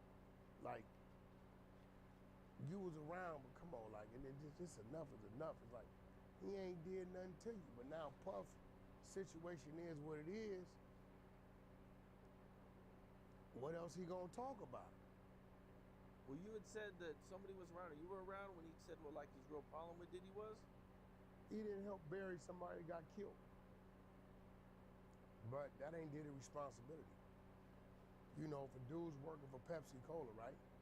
And he's going to work every day and whatever, and they say, hey, we got an insurance policy you can buy into if you want to. He, you know, elects not to do so, but they paying him $7,000, $8,000, $10,000 a month every month. And he dies, Pepsi Cola's not gonna go bury that dude. That's up to you to take the money we paying you to do or put things in place to take care of that. That definitely seems to be a thing in hip hop that I kind of get frustrated with. Like, if something happens, if a rapper goes to jail, it's like everybody expects the label to bail him out. If the label don't bail him out, they're this evil person. But this is like the only industry that I think anybody ever says anything like that. That's it. This is why I tend to do business with everybody or people that's like-minded. You're absolutely right. So, you know, that ain't no reason to be mad at it. Have you heard Gene say one time what Puff done directly to him? As much talking as he does, what has Gene said? Puff didn't pay me. Puff left me. Puff screwed my chick. What has Gene said Puff did directly to him? I don't think I've heard him say anything like that. My point. It's a little too much, right? Gene be going crazy, for sure. You don't see how crazy he go out Puff get his time, because at that point in time, ain't nothing else to talk about. Yeah, the Diddy stores are gonna slow down for sure, man. Were you surprised? What'd you think about his verdict? I knew it was gonna go his way once they start dropping charges. And I still think he's gonna do some confinement. I'm thinking 33 to 60 months. 33 months, he'd be out next year. 60 months, he'd be out 2027. He go in, do the drug programs, halfway house. He have a year in. You know, 60 months, I think you do like 4 years, 8 months. That leave him with 3 years, 8 months. Halfway house, 3 years, 2 months. Drug program, year off, 2 years, 2 months. You know, that put him out 2027. So he got life. He got life in him. He got some life left in him. He gonna go to Camp Snoopy. I do believe that Trump will pardon him. If he gets anything over the time that Trump is in office, before Trump makes his exit, I believe he'll pardon Diddy. On his way out. On his way out. I can see that. I just seen this interview that 1090 Jake did with a guy named China Brim. And he accused you of sending him fake paperwork on Jim Jones. See, this is the thing. I just kind of had this type of situation on another platform. Everybody knows that it's the opposite way around. Let me ask you something. You ever known Wack to have some fake paperwork? Never. Okay. I've never said I had paperwork on Jim Jones. Always the audio. I've always went on the federal audio that was used in the federal trial, the wiretap. China Brim attempted to come on Clubhouse about 3.5 years ago. And I don't know why he playing with it, because we can go get the replays. With Jim Jones' fake paperwork, with paperwork. He puts the paperwork up. Guess what Wack spots? Hey, bro, why does the top right corner say United Kingdom? From that day forward, he left Clubhouse. So the only person that was trying to bring fake paperwork on Jim Jones was China Brim. Nobody else. Like, so if Wack would have been presenting any paperwork, you'd be able to find it on, you find it anywhere. If that's the case. I've never seen any, only paperwork they've ever had on Jim is his arrest down like in Atlanta or Carolina, some weed or whatever, some case down there. But from what we was talking about, all we had was the audio that 6ix9ine presented to us. China Brim is the one. And China, I got a wager. We could put 10,000 up. I'll have my team go pull the clip. It's not a problem, right? I believe we was in Eastern District back then. My boy Corey King was running that platform for the cats on the East Coast of New York or whatever. But China Brim's the one who presented the fake paperwork. And when we looked at it, him not knowing the element he's in, the top right-hand corner, where did it say like United States or a county, it said United Kingdom. We're like, bro, what do you got? And from that day, we never heard of China Brim again on Clubhouse. So he just tried to flip the script on you just to kind of clear his name? Now, this is where the controversial side of me works. Anything that I would have done to that magnitude, you would have been asking me about it. It would have been everywhere. 1090 Jake don't know no better, because there was no 1090 Jake at this time. It's like 2021, somewhere in there, that this all transpired. And I think I addressed him on his own show about it. So, you know, but what I'm gonna do now is I'm gonna have my spies and my team go find the replays and we just put it up. You know, I like to be the person with their own voice. Because if Wack would have did it, that would have been everywhere. That's a fact. I put some fake paperwork up on somebody, I ain't gonna never be able to live that down. You talking Jim Jones? I've never seen no paperwork related to that case.